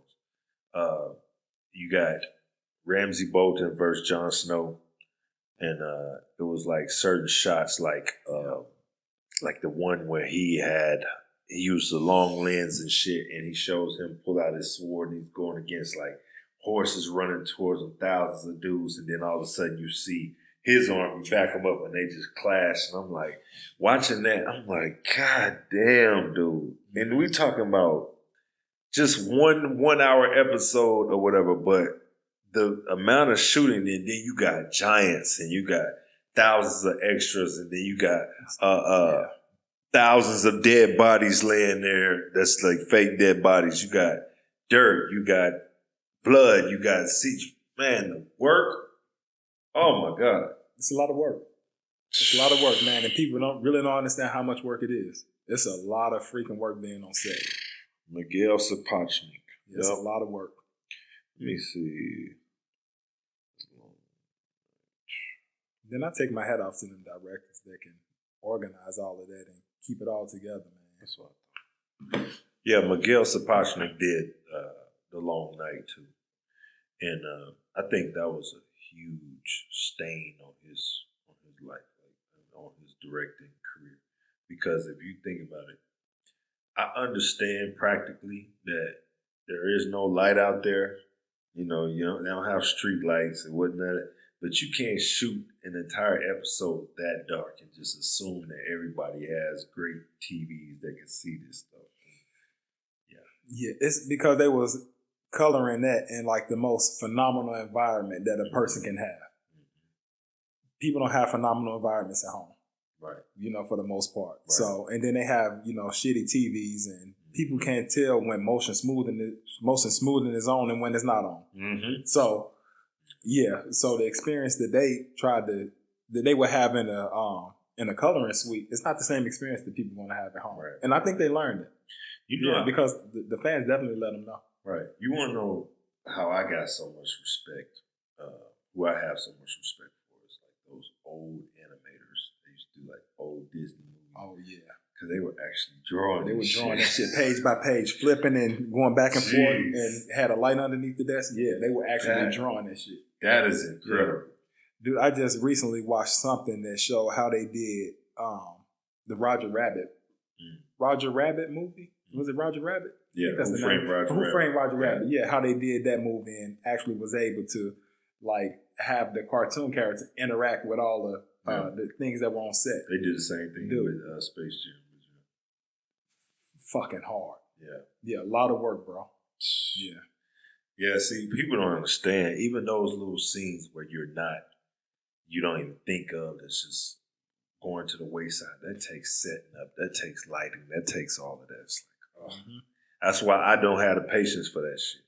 That's my biggest issue when it comes. Like, I'd rather have somebody else do that shit, and I just come in and shoot. I give my eye. I'll convey the message the best way I can. But all that setup shit. I remember this one scene. I'll never forget this one scene. I think it's in Diary of a Mad Black Woman. Yeah. I think they were at dinner and it was lit up so much. I'm like, who did all of this shit? I wouldn't have did that. Yeah. Like even, that doesn't even look realistic. It's like, I would have put an overhead, couple of keys, then I would have probably put something on the table, whatever, to look like the setting. Candle. Yeah. That's it. Nigga, they had lights up under the table, lights on the feet, lights on her body. I'm like, fuck that. Yeah, I ain't got time. Yeah. It gets to a point where it don't make sense. Yeah. I ain't got time. But let's talk sound, because sometimes removing sound creates everything. Mm-hmm. Like I saw them do it a lot with like Saving Private Ryan, or let's see. One of the greatest movies when it comes to sound to me is Jurassic Park. Think about it. Everybody knows what a T-Rex sounds like based on that movie. Your thought process when it comes to dinosaurs is almost all based on this movie. That's crazy. Yeah, Jurassic Park is really good. Another movie that did sound really, really good is Den of Thieves. Den of Thieves. In the beginning, usually like in a big shootout scene, they try to have this orchestra and playing this music behind it. And then the Thieves, they just let the bullets ring. Right. And they were accurate. Yeah. You hear the shells hitting the ground. You hear the bullets going through the metal of the door. You hear it busting the glass. You hear it coming out of the chambers. I mean, you can fucking hear the smoke coming out of the gun, even though you can't really hear smoke. But I mean, you like hear every fucking thing. And there's no music in the background. Yeah, I give you that. Yeah, for sure. No music. I was sitting in the theater and I'm just like, oh my God, bro. What I was saying about Jurassic Park was like they, okay, you take the T-Rex sound or whatever. They mixed a lion's roar with an elephant, whatever the fuck you call it, horn or whatever. They mixed that, and then they like scrape metal and all this stuff to get that, like that. I'm like, damn. And the crazy part is, they say dinosaurs didn't even sound like that. I could imagine they did. Yeah. Like King Kong when the Abe was beating on his chest. Yeah. That's not how it don't sound like no, it's like yeah. It's like, boom, boom, boom, boom, boom. Yeah. That's fucking hilarious. Yeah. Damn. But no, the Dinner Thieves movie, what I liked about it is the sounds of the guns were accurate. Like, there's no movie where there's no movie that I've heard where a 50 cal sounds different from a fucking Glock. But Right. that movie got it. That movie was so. It was like you said, it was accurate. Yeah, and you could hear every individual gun. If it was an AK-47, it sounded like an AK-47. Yeah. So to nitpick a little bit, one thing that bothers me, like I went to see the Ballerina movie, it was like every time they showed a knife, you heard sing. Oh yeah. That's like, and let's run movies even more. Anytime you see a bike, you hear a bell ring. Yeah. So right, for no reason. Even, like if somebody pick up a gun, you hear like a click. Oh, but the gun is nigga. Never, yeah. So you ain't lying. I swear to God. Look, see, this why he gets it. There's so many times where I'm just like, every time they touch a gun, it's just raggedy pieces of metal falling off. Come on, man. Yeah, and every time they pick up a gun, they have to recheck and to see if it's still a bullet in the chamber. Yeah. Like, bro, you just check the fucking gun. You know it's a bullet in the chamber. Yeah. Oh, another thing gets on my nerves with film too. I know guns. Yep. How in the fuck does this Glock have a 40-round clip? He ain't reloaded or nothing. Cut the shit. Yep. Show him just at some point. Reload. Yeah. The worst one with that was you ever seen The Walking Dead? Yeah. I didn't watch all of it. Well, we just talked about that on Facebook. Yeah. I told you why I stopped watching it. Okay, well, Let's go. You saw the part where Herschel farm got attacked by all the walkers. Mm-hmm. When his farm got taken over. Herschel had a fucking pump shotgun, bro. And it's like maybe you could probably put 5 rounds in the chamber or something. Or in the little part that hold the bullets. I know what you're talking about. And bro, he never reloaded. Never reloaded. He just boom, boom, and never reloaded. That was a movie. God damn it, what movie was that? But it was like a Ruger. And out of nowhere, it turned into an automatic gun like a... I'm like, it was what? A revolver? No, it was like just a regular, hold like 16 rounds. Okay, gotcha. And semi-auto. Yeah, and I mean, at one point that bitch just I'm like, what the fuck? He ain't got no switch on. The fuck is this? This is bullshit. Yeah, bro. Who did that? Yeah, crazy, man. So I do have a question. This is a question that I pose. What's the best? Hold that, because we were supposed to talk about The Walking Dead. Okay. Hold that question. I'm sorry. Okay. That's why I was trying to remember. What made me stop watching The Walking Dead was that scene, and he posed this question on Facebook, was that scene where Negan had beat, what's his name? Glenn. I was going to call Eugene. I don't know why. He had beat Glenn to death with that bat. And when I saw that, I'm like most people, I think they lost like 30-40% of their viewers, something like that. I think it was more than that. I think they lost over 50%. More than that? Yeah, I think they lost. I was like, this ain't what I wanted to see. Like when I first started watching this show, I ain't want to see this shit, man. This was just an unnecessary ass death for no reason, for shock value, I guess. Yep. But, and then they, the way they did it was at the end of season 6. They built up all that anticipation. Mm-hmm. And then at the beginning of season 7, that's how they started off. Yeah. So it's it's like, nah, man. So a lot of people gave up on that part. Yeah. But I was like, at that point, I was like, oh, I love Negan. I'm like, this is my dude. I'm like, God damn it, what the fuck y'all doing, man? Go ahead. What was the question? So what's the best intro to a horror movie that you've seen? To a horror movie? God, that's hard. Intro to a horror film. The best opening sequence of a horror film. For like the character? No, just the opening of the movie. Okay.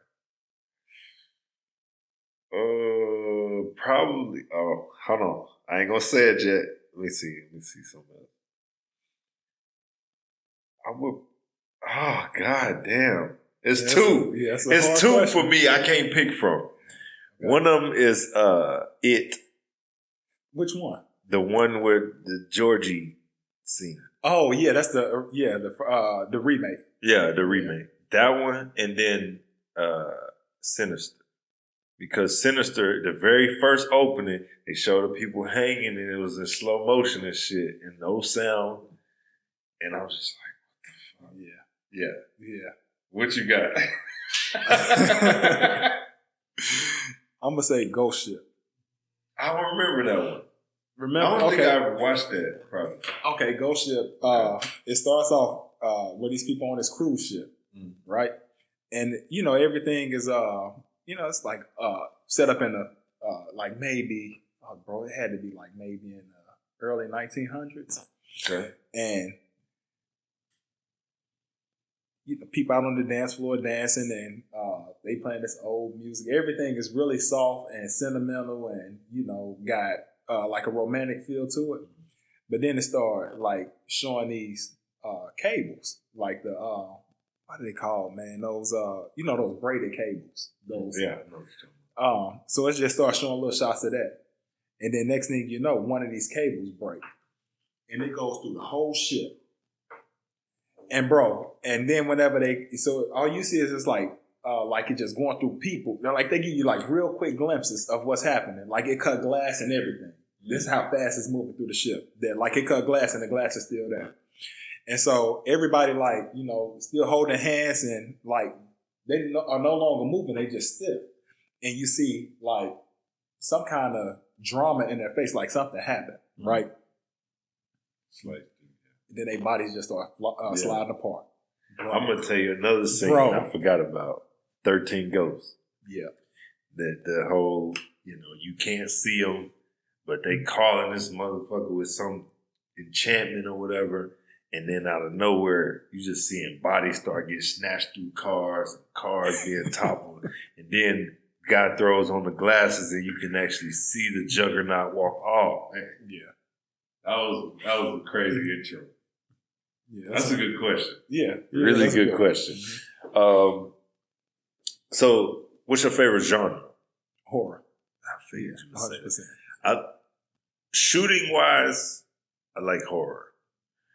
My favorite genre, if I had the money, was sci-fi, because there's so many different added elements to it, things that you can kind of bend reality when it comes like that scene. I always talk about Interstellar. To me, Interstellar is the greatest movie that was ever made. Oh man, yeah, that story is that story is good. But the way that was the first time I won't say the first time. To me, that was the best way that they could show different planets, different environments, different physics, and all that shit. Like that one scene where they thought it was mountains in the distance, and it was the whole time it was water. And I'm like, damn. And then they explained the black hole theories and all that. I'm like, I love this movie. Mm-hmm. So to me, it's sci-fi if it's done right. Like I wasn't into like the alien movies and shit like that, but when there's certain sci-fi elements that's thrown into there, I love those. Yeah. So I would say, definitely horror. Then probably, man, this is gonna take a lot of people by surprise, but Western. I like Western. I love me some good Western movies. It's done right, yeah. I love some good Western movies, man. And then probably action. Then, I pose this question also to a lot of people whenever we talk about movies. Name me a good comedy movie that's been put out in the past 10 years that's gut-busting funny. 10 years? In the past 10 years. That's actually funny. You're probably asking the wrong one because I'm not a big comedy movie. 10 years? That's hard. I know scenes that's funny, but I can't think of a real funny movie. Mm-hmm. Yeah, because, they don't make them anymore because they're afraid to make them because everybody has gone woke. I don't know when it came out. But The Heat. The Heat was funny with Melissa McCarthy and... Let's see when it came out. See if it's been the past 10 years. I don't know if it's been... I think it's older than that. Because I would say in the past 10 years, they just don't make any like really funny comedies because everybody. I was wrong. That was 12 years ago. Yeah, it's hard to name a movie that's like gut busting funny that's been out in the past. That's come out in the past 10 years. Yeah, they don't really do it. Mm-hmm. Because you can't make American Pie, people will get offended. You know. Yeah, that's you can't make anything funny anymore because people will get offended, and then next thing you know they'll be canceled. I'm gonna look up comedy. So comedy will probably be my last right now because things just not funny anymore.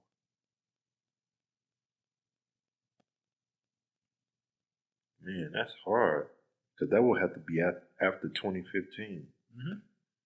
Yep. Yeah, it fucking don't exist. Mm-hmm. That's a good point. Yep. Okay, horror. My issue with horror films, lately especially, is the stupid characters. I watch horror films and I get pissed off because characters are doing dumb shit. I give you another one. Can you move the mic up just a little bit? Yeah. I give you one that fucking bothers me. And it pissed me off. I stopped watching was Quiet Place. Bro, the amount of dumb shit that they do in these movies, I'm like, this is not realistic. Nobody's doing that. Like Quiet Place, the dude that had to save his kids at the end or whatever. The wife is giving birth, all right? Trying to have a quiet birth. You go and you send the kids out into the cornfields and shit to go off somewhere else to set off fireworks. You sent your 2 kids to do this. And then once they get caught, your dumbass finds them in a car, and instead of like making noise or whatever to get the thing away from them, or at least using your axe to hit this motherfucker, your ass just stand there and start screaming, looking at your kids crying and shit. So what? That didn't save them. Yeah. Well, I'm gonna do you one even better. What's that? A Quiet Place. If the animals was jumping on buildings and all this stuff making noise, why didn't the other animals attack them? When they made noise. That's another one. If it's supposed to be quiet, why can't the animals make the noise but people can if they walking? Right. And then on top of that, right, if you put them at the end, it's like, oh, all you had to do was shoot these motherfuckers? First of all, you don't know how many of them it is, but if I got to stand in the corner all day luring them in, I'm finna get rid of their ass. Mm-hmm. Yep. All you had to do was, I'm thinking they indestructible or some shit. Man, lure their ass in there and shoot all these motherfuckers and be done, man. Right. Oh my God. Yeah.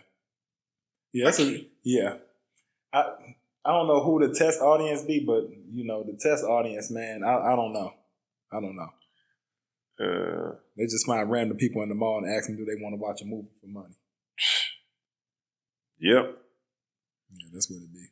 There's a lot of dumbass shit going on too, and I'm not a fan of the real like gruesome shit. I'm not a fan of the real disgusting shit. I don't like Human Centipede and all that. Oh yeah, I'm not that gore porn shit. Yeah, I'm cool. Yeah, I'm good on that. As far as okay, let me ask you this: well, as a child, what was the scariest movie you saw? Oh, Ghostbusters. bro,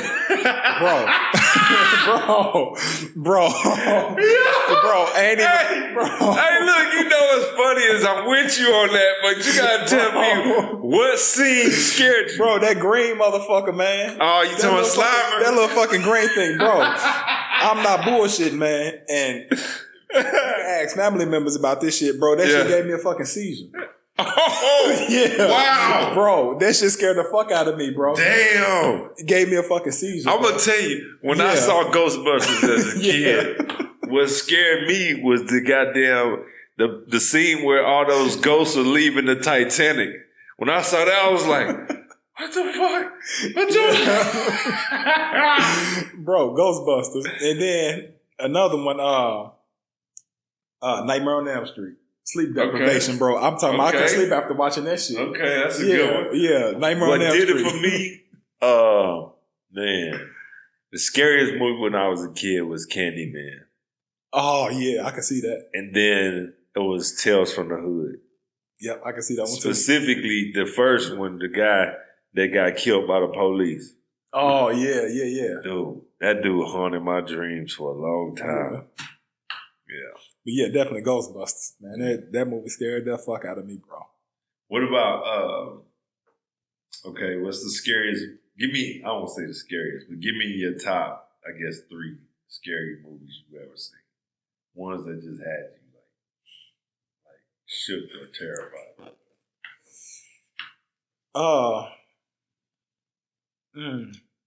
As a kid or as an adult? Well, I mean, I don't really. Adult. As an adult, nothing really. I would say probably. Fuck, man. Paranormal Activity was a good one. Was Blur Witch.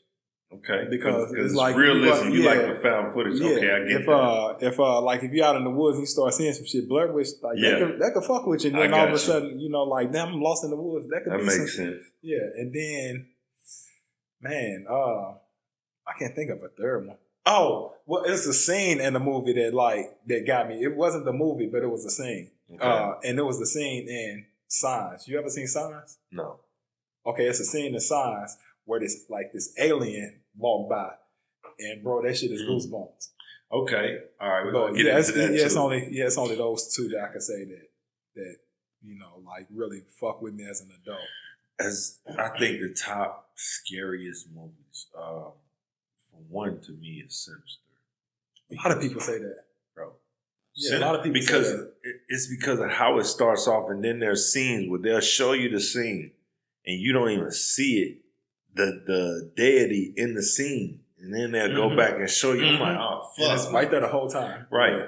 Like the scene where he was, where the person was walking in the house or whatever, and then he brightened the footage up later, and you could see him standing in the corner. I'm like, oh my god, scared the fuck out of me. When I went home, I'm looking in every corner. Yeah. And then at one point, I go to sleep, and I got like a jacket on a computer chair over in the distance. I'm like, woke up, what the fuck is that? Scared them up. It was that, and then that was one of the first movies that had legit jump scares. So, like the scene where he goes up to the attic or whatever, and then the thing just goes, I'm like, oh, fuck no. That was scary. Smile, to me, was a scary film. Smile was creepy. Yeah, it was creepy. Like the part when he just opens the mouth, and I'm like, oh, hell. Oh, yeah. And then I would say, it wasn't scary, it was creepy, you're right. Then I would say the first Conjuring did it to me, because you had different types of elements that they were throwing at you, like the hide and clap, just coming out of the darkness. It was stuff like that. Yeah, that was really good, Jump scares. What's a jump scare that got you? Like, I forgot about the CD. Go ahead. The Exorcist 3. I don't think I've seen that. It's a scene where, man, they set it up. They execute this motherfucker perfectly. It's probably considered as the most perfectly executed jump scare there is ever in the movie. Explain it. So you're in this hospital. Oh, I know what you're talking about. The lady walks with the white sheets. Gotcha. I know exactly what you're talking about. That's why I said explain it, because I'm like, I think I know what he's talking about. Okay, The Exorcist 3. Okay, that's cool. That was a good jump. That jump scare got me. Yeah, I would say, man, that's hard, but I would say the one where in The Conjuring where the girl raises up off the bed and she's scared and it's building suspense. Other girl's scared. She's looking at her like, the fuck. And then when she turns around, you can see Bathsheba up at the top and jump down her. I was like, oh fuck. And then the camera pans straight to the face. Because at first it's from a distance. And from the viewer, they like, the fuck, oh shit, this. I'm like, oh, hell no. Yeah, that was good. Another one I would say is The Strangers. Because I remember being in the movie theaters when that first came. I think it came out like 08, 09 maybe, whatever. So I was in the theaters, and you see the camera from the inside of the closet with the blinds and shit. And she's coming up to the closet, and she's scared. She's looking around, and then you just see the dude with the potato sack head just step into the light in the background, and I can watch people reacting because at first they didn't see it. I'm like, oh shit. And as soon as I said that, everybody else was like, then they start noticing it. Yeah. And I was like, God, that's a good one. Yeah, the Strangers is good, man. It is. It's good. And it was a lower budget, which was dope. And I know that scared the shit out of a lot of people because a lot of people saw how real that could actually, you know, how real that could be in their lives. You know, like you go out and rent out a cabin or something. And you just got some crazy ass people out there. Yeah.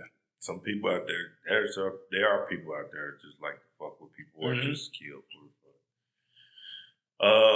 Let me see. What's the third one? Man, that's hard. Oh, I got it. The Conjuring 2. When she was at home alone or whatever, and the Bill Wilkins character, she saw him in the TV? Reflection of the TV, and then she was scared or whatever. He was like, my house. Yeah. He's really showed her right behind him. My house. Yeah. There you go. Oh my God. That one got me, man. Yeah, they set that up pretty good too, because at first he was steady fucking with the remote control. But she was sitting there watching TV. Then the phone rung, so she go up and answer the phone, and the remote control sitting on Bill Wilkins' old chair. And it's like she's like, I know this remote control is like fucking moving, bro. So yeah, they set that up pretty damn good. And then I think right after that, they showed the remote control just drop. Yeah, it did. Yeah. The remote control just sitting there and it just dropped. Yeah. Man, that was scary. Another one. I'm thinking I got a bunch of jump scares. I'm gonna let you go. You got any jump scares? Yeah. No, that The Exorcist. No, that one in Signs, that was a jump scare. That one was pretty damn good. You have to check out Signs. I will. Joaquin Phoenix. It was directed by M. Night Shyamalan. Okay. So, yeah, it's pretty good. Another one. We already talked about the Annabelle jump scare when the girl jumps through the wall or whatever. That's another movie that had a great jump scare. All right. So at one point, you see her in the basement or whatever, and she can't get the elevator to go up, and there's like a baby bassinet there or whatever. You see a black hand grab her hand. But that builds up to another jump scare later where you're on when she's on the stairs, running up the stairs or whatever, and then she turned around and she sees this demon-like character just laying on the stairs. Oh. Yeah. That scared the shit. Oh, nigga, I'm tripping. The first Insidious, where the lady's sitting there telling the story at the table or whatever. And she's just, she's telling the story about how the boy or whatever, when he was younger, this, that, and other. And as she looked up, her reaction first was like, as soon as she does that, you see the demon face, the red face right next to the other lady's face. Oh. Yeah. Man, that's all James Wan. Yeah, man, he good at that shit. James Wan is good, man. He know what he's doing. Yeah. That dude. James Wan is a monster, bro. I swear. Yeah. Let's talk. Well, we can stay on the subject. There's a lot.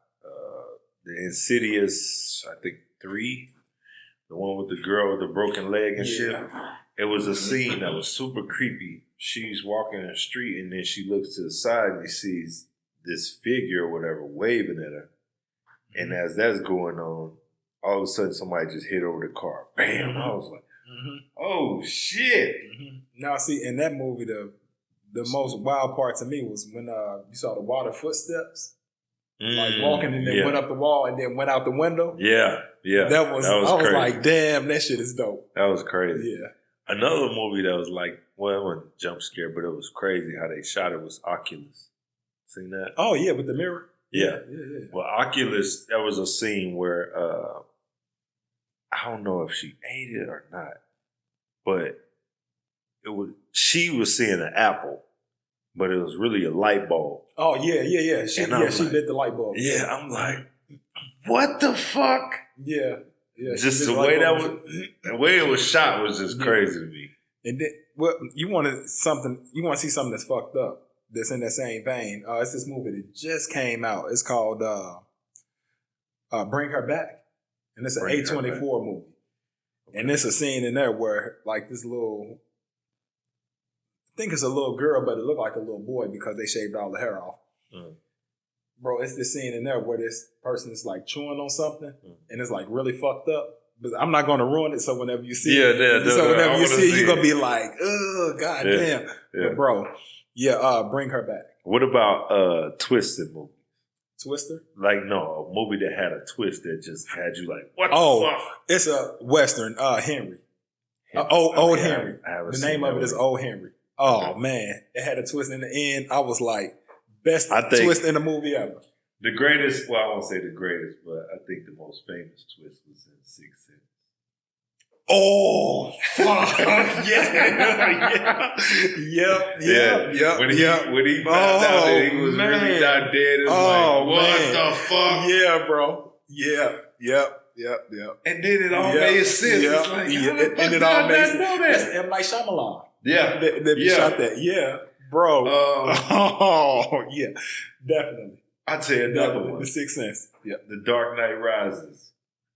What was the Dark Knight Rises? That's the one with Bane. Yeah, you saw that? Oh, yeah. Okay. Yeah, the twist at the end, when you find out that the girl, the kid that climbed out wasn't Bane. You find out it was the girl. What? You never watched it? Yeah. I never caught that twist. Really? Okay, so what's his name? Ra's al Ghul. They said his kid. Yeah, that was down in the well. Right. Yeah. Right. So the whole time you didn't know that was Ra's al Ghul's daughter, not Bane. That was the baby that was born in prison. That was the girl.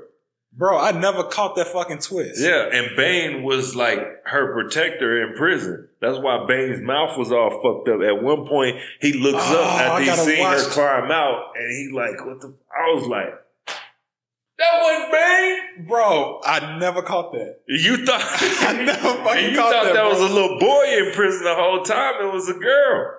I never caught that. And that's the same little girl that was in The Conjuring 2 that played the main character. I didn't know that either. Oh. No, I take that back. It wasn't her in The Conjuring 2. That was her in The Conjuring 1. Hold on, which one? Was it 1? I think it was 1. The little big lip girl or whatever, her feet was getting dragged, and she was like, it stinks. It stinks in here. In his room? Yeah. Yeah, that was... Was that Conjuring 1? Or 2? That was 2. Was it 2? Yeah, that was 2, because she had the Ouija board underneath her bed. They was in England or something like that. Hold on. Yeah. I gotta look it was that up. pulling her feet and she was like, it stinks in here. And her sister was like, no, go back to bed. Go back to sleep. Yeah, that was part 2. I think part 1 is when they moved into that. Wait a minute, fuck, man, I'm confused now. Yeah, it's part 1. Wait a minute, because if you think about the girl in part 2, she looked completely different.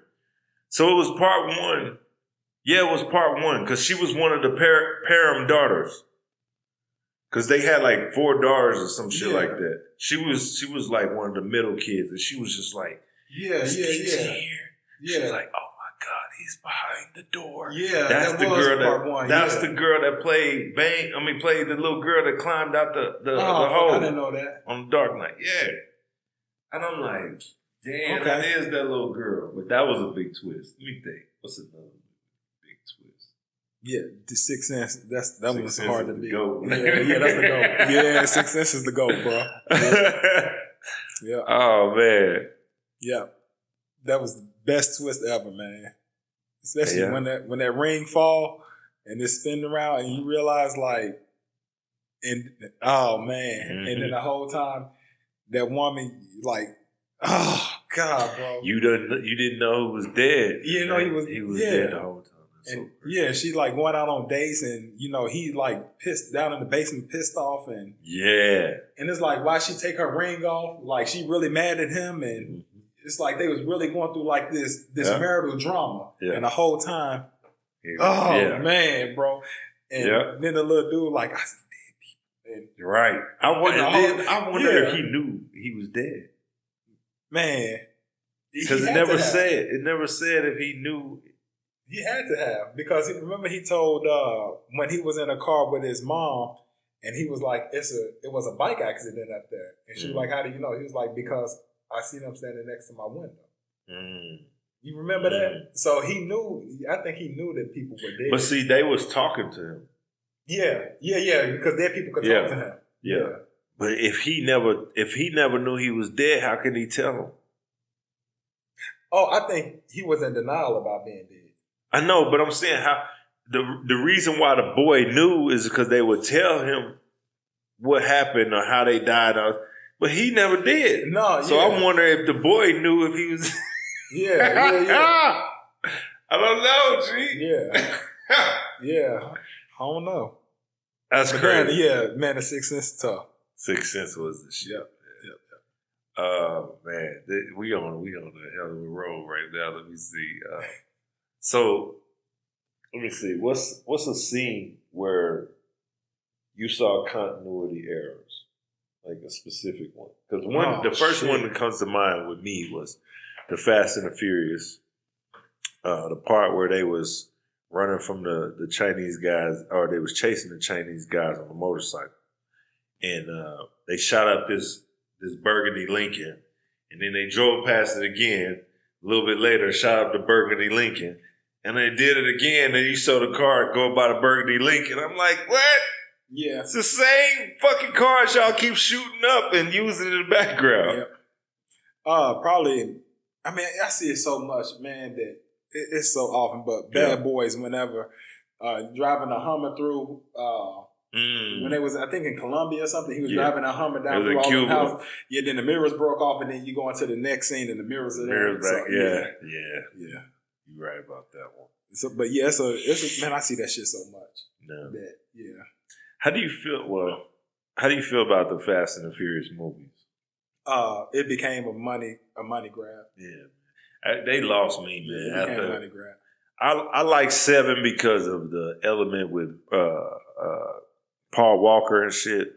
But after that, to me, I think I stopped watching it after 2. When 3, I don't think I've ever seen 3. 3 was terrible. 3, they took all the characters out and just went to Tokyo with some random kid and Bow Wow. I'm like, what the fuck? Yeah, I don't think I watched it. After part 2, I stopped watching. Part 5 to me is the best one. Yeah, I thought it became a money grab and I lost it. Yes. Part 5 to me is the best one because that was somewhat believable. Like, these street racers could be on the run. They could be doing heists in another country or whatever. Cool. And then they got this FBI agent that's on their ass. This is somewhat realistic. But after that, man, they became like super agents. Man, stop the bullshit. Yeah. They like jumping off, taking the cars off of mountains and helicopters coming and catching them. And all. Come on. I'm good on that. Yeah, I'm good. Yeah. Seeing that in the trailer, I'm like, I'm not going to watch that. Okay, we can talk about this. I can't talk about this with nobody else but this dude. So, as a filmmaker, what is something that, tell me 2 actors that you saw on screen that had amazing chemistry that was super believable. Because to me, I mean, it don't have to just be relationship-wise. Like, I look at what's the kid? What's her name, man? The little kid that was in Just Go With It with Adam Sandler. She's amazing. She did one of the Strangers movies too. Oh man, I forgot her name. But she was a little kid. I'm like, man, this little kid is super, super talented. And her interactions with Adam Sandler, I'm like, they should do a movie about just them two. Mm-hmm. But relationship-wise, I look at Renee Zellweger and Tom Cruise and Jerry Maguire. Because to me, as a director or as a filmmaker, I look at it and I say, movies aren't going to be perfect, but they always have perfect lines in movies and nobody ever stumbles, nobody ever messes up. You could tell that they're trying to get it perfect, but in that movie, they had like little mishaps, little trips, little stumbles and shit, and they just kept it in the movie. You could tell that they were natural. And their on-screen chemistry, I'm like, damn, They seem like they really in a relationship. I would say one that comes to mind is Patrick Wilson and Vera Farmiga. And that's the people that from play Country. Yeah. Because, bro, they look like a real fucking relationship. Yeah, that's another one. So, I mean, that shit just, it always look and feel real. Yeah, I would give you that for sure. And, I can't, man, I don't know. I don't know who else. I think Drew Barrymore and Adam Sandler have great chemistry. That seems very natural and real. But you could say that about her and Hugh Grant, too. I mean, they had good chemistry. You could say that Drew about, Barrymore is good. Yeah, she's a good actress. She's born in the shit. Yeah, she's a good actress. Okay. Greatest actress. Give me top 3. Your favorite. Or the best. Whatever you want.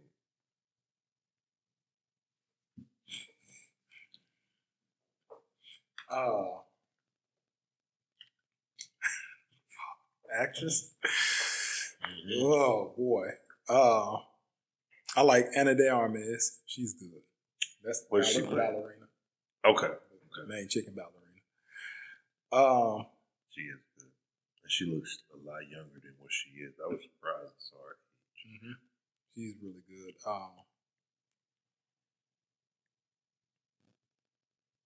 Man, Alfred Woodry.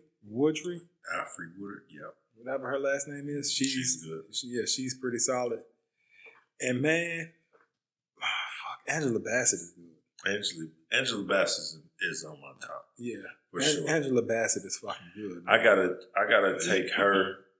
Give me Meryl Streep, because as much as what people want to say about her, she knows how to convey emotions, and she knows how to like pull that out of you, no matter what her role is. Like whether it's a lady with dementia, or she got to be sexy, or she got to be smart, or she got to be a bitch like she was in Devil Wears Prada. Mm-hmm. Oh yeah. Meryl Streep. Yeah, You seen It's Complicated, bro? Yeah. How does she make an old lady sexy? I'm like, how does she do this shit? She's amazing.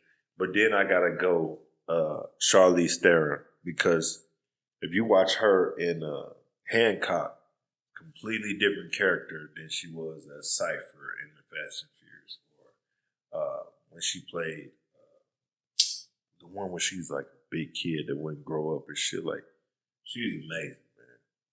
I gotta give it to her. That's my 3. Man, I'm trying to think of somebody else.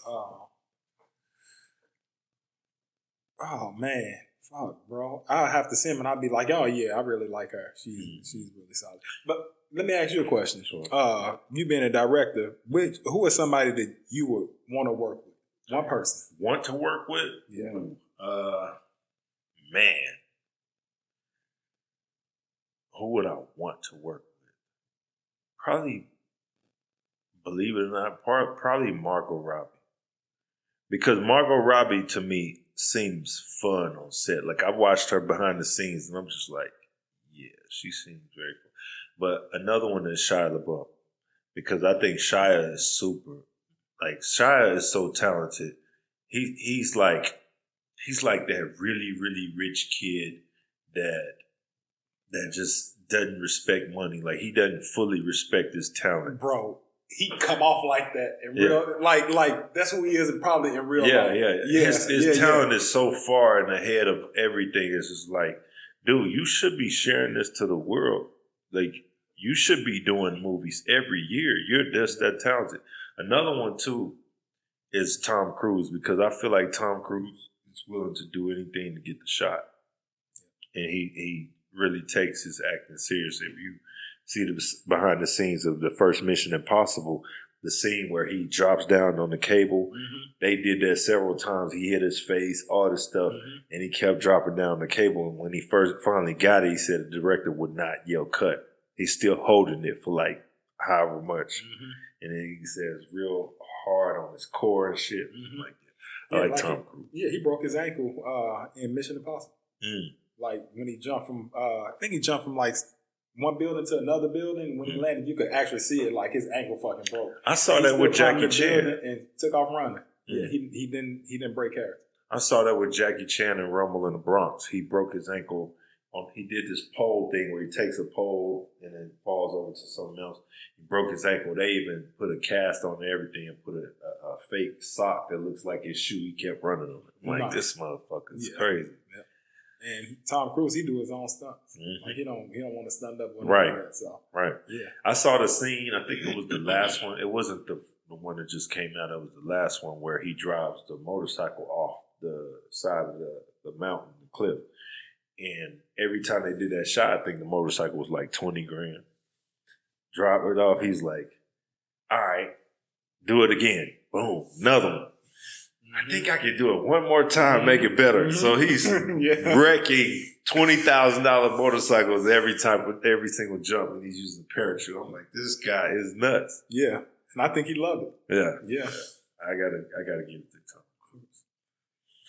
I would have to say the person I probably would want to work with is Peter Dinklage. Really? Yeah. That's why. Yeah, because man, when his charisma, man. I like Pete. I like him. Yeah, when he come on screen, like as little as that motherfucker is, do he have such a big character and always like a really big image to be so, Yeah. Okay. Yeah, so I'm anytime he come on screen, man, I'd be like, I really fuck with this guy. Have you seen his movie that's coming out, Toxic Avenger? Have you seen the original? I seen a trailer. I think I seen a trailer of something that he's about to be in. That's about to come out. Have you seen the original Toxic Avengers? All right, man. When I was a kid, my mama and them didn't want me. Wow, shit! I keep hitting this mic. My mama and them didn't want me to watch Toxic Avengers because it was like indie. It was like titty showing, stuff like that. And I used to sneak and watch Toxic Avengers. And it was a corny ass movie, but at that time I was like, damn, like this guy just got dumped in toxic waste and he's super strong and he's beating people to death. And I used to like watching. They just dropped the trailer for the new one and I'm like Toxic Avenger, the first one, he was like 6'3". But now they got him a midget playing him. I'm like, what the fuck? It was talking. Yeah, that's what I saw. It was that trailer. I'm like, I like Peter, but come on, bro. We can't ignore that you 5'2". I mean, that you 3'2". Like, come on. Yeah, but that's probably who I want to work with, man. I ain't like that. I like it. Yeah. I was excited and shit. I'm like, oh shit. Then they said it was Peter. I'm like, who the fuck playing Toxic Avenger? And I'm like, oh, shit, hell no, not him. I used to watch the cartoon and everything when I was a kid. But yeah, I like Peter. To me, I think he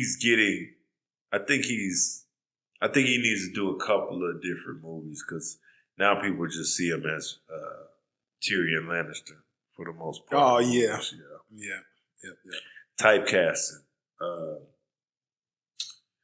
I think... Who would you say is an actor that gets typecast all the time?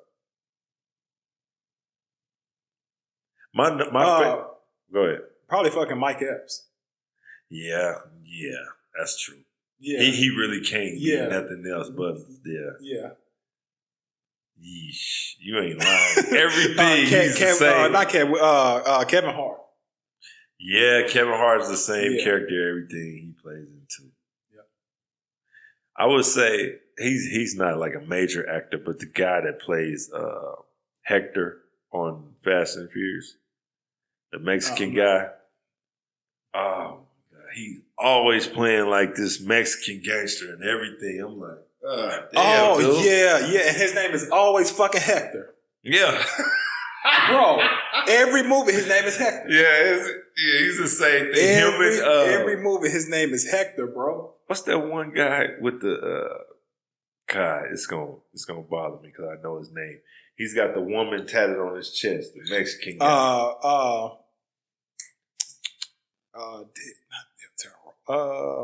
Danny Terrell. Danny Terrell, yeah, he plays the same character and everything too.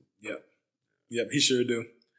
What would you say? Okay, what would you say? What was your favorite Halloween movie? Ooh, I love Halloween, man. Probably a lot of people don't fucking like. No, not the holiday, but the actual Halloween series. Yeah. Okay, the Halloween movie. Yeah. Halloween Kills. Okay. I'm with you. 100%. Halloween Kills. I agree 100%. To me, that was the best one. Yeah. But I will say this. The most terrifying Michael Myers to me was the Rob Zombie one. Really? That big ass motherfucker. Dude was big. Look, that's the only one. That's the only one that when you see him, he throwing motherfuckers in the walls and all that shit, and it's believable because this dude was like 7 foot, and when he's stabbing motherfuckers, I'm like, God damn, he was mad. Yeah, he did it mad. Yeah. I would say I agree with you. Halloween Kills is the best movie for sure. Yeah, Halloween Kills. Yeah. For sure. Because if you look at the first one, he ain't killed that many people. The very first, like 1979 one. And what a lot of people don't know is Michael was first. He was before Jason, before Freddy, and a lot of people don't know that. That's like our age group.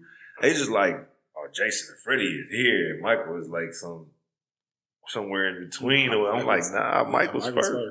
Yeah. And they even, some conspiracy theorists that think Jason was basically a Michael Myers clone. Oh, they know. We know that. Yeah, jumpsuit, blue jumpsuit, white mask instead of a knife and machete.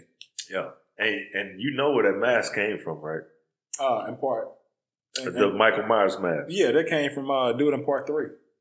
Was it part 3? No, I'm saying that when they the hockey mask. No. Oh, Michael Myers. Michael Myers, with William Shatner. Yeah. His face turned around inside out. Yeah. That was crazy because they did some cutting on the eyes or whatever, but for the most part, that's an old Star Trek mask. Yeah, William Shatner. Yeah, turned it inside out. They just needed something. I think it was like a PA or something that ran to the store and brought that back, and they turned it inside out, made the eye holes a little bigger. John Carpenter had some shit. He caught lightning in a bottle with that one. He sure did. That's great. He sure did. Because they had a low budget. They had this new non-name actress or whatever that had parents who was famous. And it was supposed to be about babysitters. Michael Myers didn't even have a name. He was called The Shape in the script. Yep, The Shape. And then also the name of the movie is called The Babysitter Killers. That's right. Sure was. Before it was Halloween. And then I love that shit. And then with the producers was like, they want to release it on Halloween, and they was like, it's already a movie named Halloween. And then as they start digging, they like, wait a minute, nobody ever made a movie named Halloween after this major holiday. Crazy? And it was like, the name of it is Halloween. We want to release it, around Halloween time. Yeah. I love the intro with the pumpkin. It's so simplistic, but it's still like, whoa, what the fuck is coming?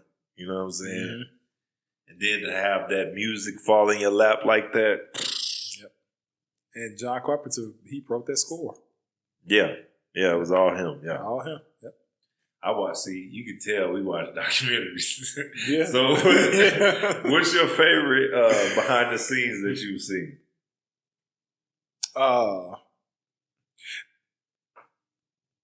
It'd have to probably be something related to something that Robert Rodriguez did. Robert Rodriguez is Planet Terror. He shot Machete. Okay. Spy Kids. Okay. What is it? Sin City. Okay. 1 and 2. Nice. But whenever he do behind the scenes, either him or this dude call himself Pony Smasher. David Sonnenberg is his name. He the one who shot Annabelle Creator, Lights Out. He did that short film about Lights Out where like you turn off the light switch and then turn off the light switch and it was like something that was like a night light that was on and you see the silhouette, turn on the light and disappear. Yeah. Now, whenever they do behind the scenes, they go so in depth with behind the scenes. It's like they put you on the movie set. So it would have to be there. I would have to say I love the Jurassic Park behind the scenes because Jurassic Park, for a lot of people don't know, it's like the first movie to use CGI. Like one of the first ones. There was, I think there was another movie before it, but that was the first one to use so much of it. Before that, they was wanting to use like stop motion and claymation and stuff like that. And one of the guys that was on set working on that stuff, as soon as the guy came on with CGI, he was like, "Yeah, so I'm fired." Like, yeah. You gotta go because we got something that's new. And what's crazy is a lot of that footage still holds up to this day. It looks really, really good. I love that from behind the scenes. And then I would say the Transformers movies. I watched Revenge of the Fallen and Dark of the Moon. Just seeing how they shot some of this stuff. I'm just like, the work. It's a lot of work. The fact that you was on some of those scenes using live rounds and then you putting like bulletproof boxes around the cameras, and I'm like, God. Damn, I didn't know that. Yeah. Damn. And then like explosions where you snatching cars with cables and shit. That's crazy. Yeah. And then even in like Jurassic Park, I do remember seeing the behind the scenes in that where they got that one scene where like the dinosaurs, like as the footsteps are hitting the ground, you see like the water, like the vibration in the water. And how they did that was, I think they put a speaker underneath the water or something, and then had this guy like he say he was playing. I think it was maybe one of the producers or something. Say he was playing the guitar in the studio one day. He noticed every time he would hit a certain note that the water would vibrate. Okay. So in order to get that vibration in the water, what they did was put a speaker underneath the glass, and then he would pluck the guitar string, and it would make that water vibrate to give it that vibration whenever the dinosaur stepped in the ground. Dope. Yeah. Dope. All right. What do you think is your what are your top 5 animation movies? I don't watch them often. You don't watch animation? No, I don't watch them often. I don't watch them often enough to have a top 5. I got, to me, the number one of all is Lion King. To me, that's I saw that. That's good. That's the greatest one. Then I'm going, Then I'm going Toy Story. Never seen it. And then I'm going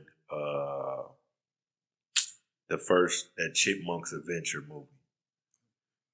That was the shit. Like the music, everything. Like it's so nostalgic for me. So that's why I'm picking it. Then I'm gonna go Aladdin. Aladdin? They made a movie? Aladdin? The animated one? Yeah. Oh, I've never seen it. What? Nigga? Yeah. I'm telling I don't watch animated movies. I mean, you was a kid. 1994. Yeah, I don't. Or was 92? Yeah, 92 was Aladdin. 94 was Lion King. Yeah. And then I have to go with shit. I'm gonna go newer. I'm gonna go Wild Robot. Wild Robot was really good. You never watched an animation movie? Nah. So you ain't never seen like Little Mermaid, Beauty and the Beast? Man, what the fuck? Where you grow up at, man? No, man, never. I was watching horror movies. As a kid? Yeah, as a kid. Oh, yeah. This nigga gotta go. This nigga crazy. I was watching like little 30-minute, 20-minute cartoons or something like that, like X-Men, He-Man, and X-Men. hell yeah, it was Captain Planet, and I would watch the Aladdin cartoons, but I never saw the movie. What the fuck? Yeah, you gotta watch it. Yeah, Aladdin I never saw the movie. Had a dope soundtrack, all that shit. What do you think was the best soundtrack of?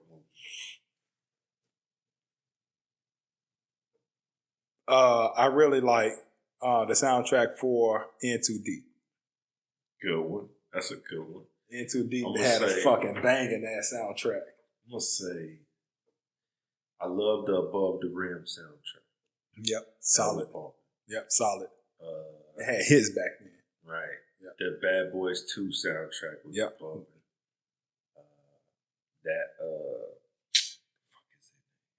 Set It Off soundtrack was hard. That was hard.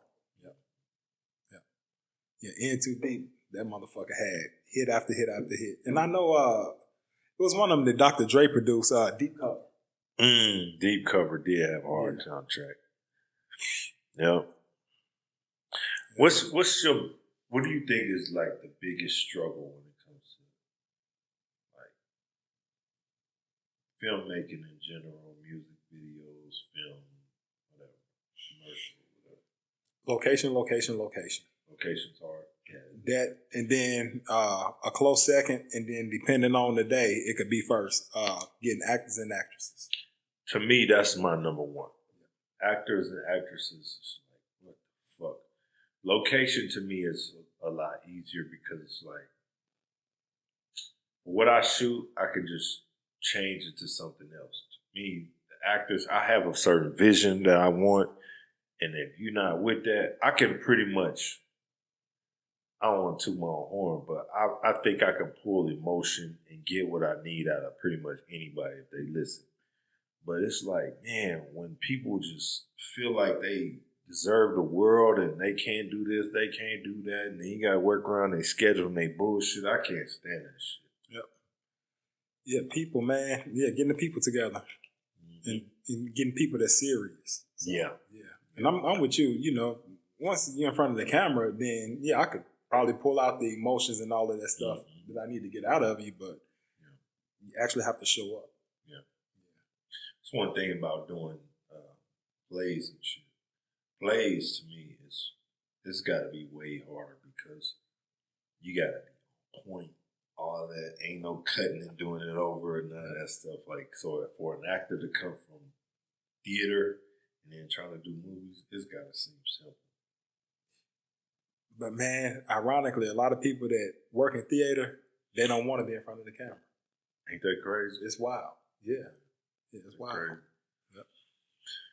I would say, man, when I'm working on set or whatever, and I'm already dealing with so much mentally that you got to be focused on to deal with a person that's feeling like they the star of the damn world or this, that, and the other. I'm like, man, I can't stand this shit. Like, just do what I ask you to do, please. Like, that's all I'm asking. You only have to do 10% of what I have to do. I have to write it. I got to get everybody together. I got to come up with the money. Then I got to shoot it. Then I got to make sure everything is intact and get ready for editing. Then I got to do sound. Then I got to do all, man, just do what I ask you to do. It's a lot. And then not only on top of all of that, you got people that's asking you a million questions. This questions constantly coming in. So I had one situation where I was shooting a movie one time. We had prop guns, we had everything, and man, the fucking cops just kept coming through fucking with us. And I'll never forget, like, I saw a cop just walk up, take a gun, break it in half with his knee and throw it in the garbage. I'm just like, oh yeah, that wasn't cool. Fuck out of here. Yeah, that wasn't cool. Without, like I said, I was a guerrilla filmmaker. I didn't have no permits, none of that shit. I was just shooting. Well, it's guerrilla filmmaker. It's a lot of times better to ask for forgiveness than it is to ask for permission. Yep. I'm glad you said that because that's real. Sometimes you just got to get the shot. It is what it is. Yep. And then if you ask for permission, they make you jump the hoops. Oh, you got to have armed security. You got to have this. You got to have that. Like, why do y'all want to control everything? You know I'm not doing nothing wrong. You know I'm not doing nothing illegal. Just let me shoot. I went to jail that day too. Damn. Yeah, I got slammed by the police and everything. And he let me out a few hours later, but I was just like, I'm just shooting a movie. I'm not doing anything. Yeah. So, trying to do something positive, actually, instead of being out getting into some fucking trouble. Yeah. Yep. What's your preference on cameras? Like, do you have a camera that you what are you using now? Well, I like Blackmagic. Yeah, me too. Yeah, I like Blackmagic. Yeah, I like the image quality, the size of the files that you get, the manipulation that you can do in post. Yeah. I agree with that. My only thing with them is that autofocus issues. Yeah. Tracking is so hard. Oh my God, yeah. Because I'm not able to be behind the camera if I'm shooting one of my music videos. So it's like I'm such a control freak when it comes to that. I'm just like, man, I wish there was a way I can shoot myself and control the camera while I'm actually in front of it. I can't. So I'm going to have to call you one day. Like, dude, I need you to shoot this shot for me a couple times. Just shoot these or whatever. I'll edit. I'll do everything in post. Like, I need to do that. Yep. Okay. Yeah, Blackmagic. I definitely like Blackmagic. I used the Sony not long ago. maybe a couple of months ago, used a Sony FX6, if I'm not mistaken. Okay, yeah, that's and then I was able to shoot and edit that footage, and it was like a fucking dream. Look good? Oh yeah. Yeah. Okay. Yeah. I didn't know they looked that good. Yeah. What sold me on my my 6K was I was watching this guy named Make Art Now. Oh yeah, You see him? He do great work. Man, he was showing this footage, and it was like some old, like abandoned town, western town, or some shit like that. And then it started raining, and you could see every single water drop, everything. I'm like, what the fuck camera is he using? Mm-hmm. And that's what made me buy one. I went and got the Sigma lens, everything. Mm-hmm. I still can't get my shit to look like it is, but still. I fucking, what do you use to edit? DaVinci Resolve. See, I can't get with it. DaVinci Resolve. Bro, I know it's the best one for it, but DaVinci Resolve. That shit be pissing me off. Yeah. And I got a computer that's built. I got 64 gigs. I got dope processor. I got a big graphic card. I got everything. And I'm like, this fucking shit is driving me nuts. Mm-hmm. I use Premiere Pro. Mm-hmm. Yeah. Every now and then I may use Premiere. If it's somebody else's project and that's what they want to edit it on, I'll edit on Premiere. But when I'm editing, like when I have free range to just like, Reggie, here's the footage, edit it, DaVinci Resolve. Yeah, I can't. I think I don't have the patience to sit there and learn the shit. I did when I started Premiere Pro, but I was already really, really good with Photoshop and Illustrator and shit. I just transferred over. Before that, I was using Magic's Video X 6 or 7, whatever. And then I was just like, man, fuck, I can't learn this shit. I don't like it. You can learn it. So what I did was, I had this, I think I was working on,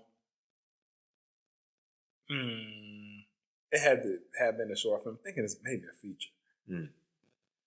And what I did was I was going to edit it. No, it was a short film. I was going to edit it in Premiere just so I can go ahead on and get it done. But then what I said was, I'm not even going to fucking open up Premiere. I'm going to edit everything in DaVinci Resolve and then just struggle through it. And after I did that and finished up that project, I hadn't looked back. Damn. So, yeah, I'm going to have to do that one day. So. Yeah. I mean, I've done work. I've like blown up video, turned my 6K to 8K footage. I've cleaned video. I've changed the ISO on it, all that stuff. Okay, so what's your opinion on? Well, I'm gonna tell you my opinion. One thing that I cringe a little bit when I see is sex scenes. TV shows, because I'm like, I understand sex sells, but I would feel so weird and awkward having to make actors do that. Not only that, but I don't think it's completely necessary to shoot it so, open. Like you can show sex by, two people kissing and they go in the room. Next, they're waking up next to each other. Convey the message. Right. Exactly. So how do you feel about that? I'm with you on that. Okay. Yeah. A lot of times the sex scenes are unnecessary. Right. Yeah. I feel that way when I watch like Power or something. I'm like, damn, like it's very graphic. Like, what the hell? Yeah. I wouldn't want to do that to my actor. Yeah, you can insinuate it and people get the message. Right. You don't have to actually see it. Right. Yeah, I agree.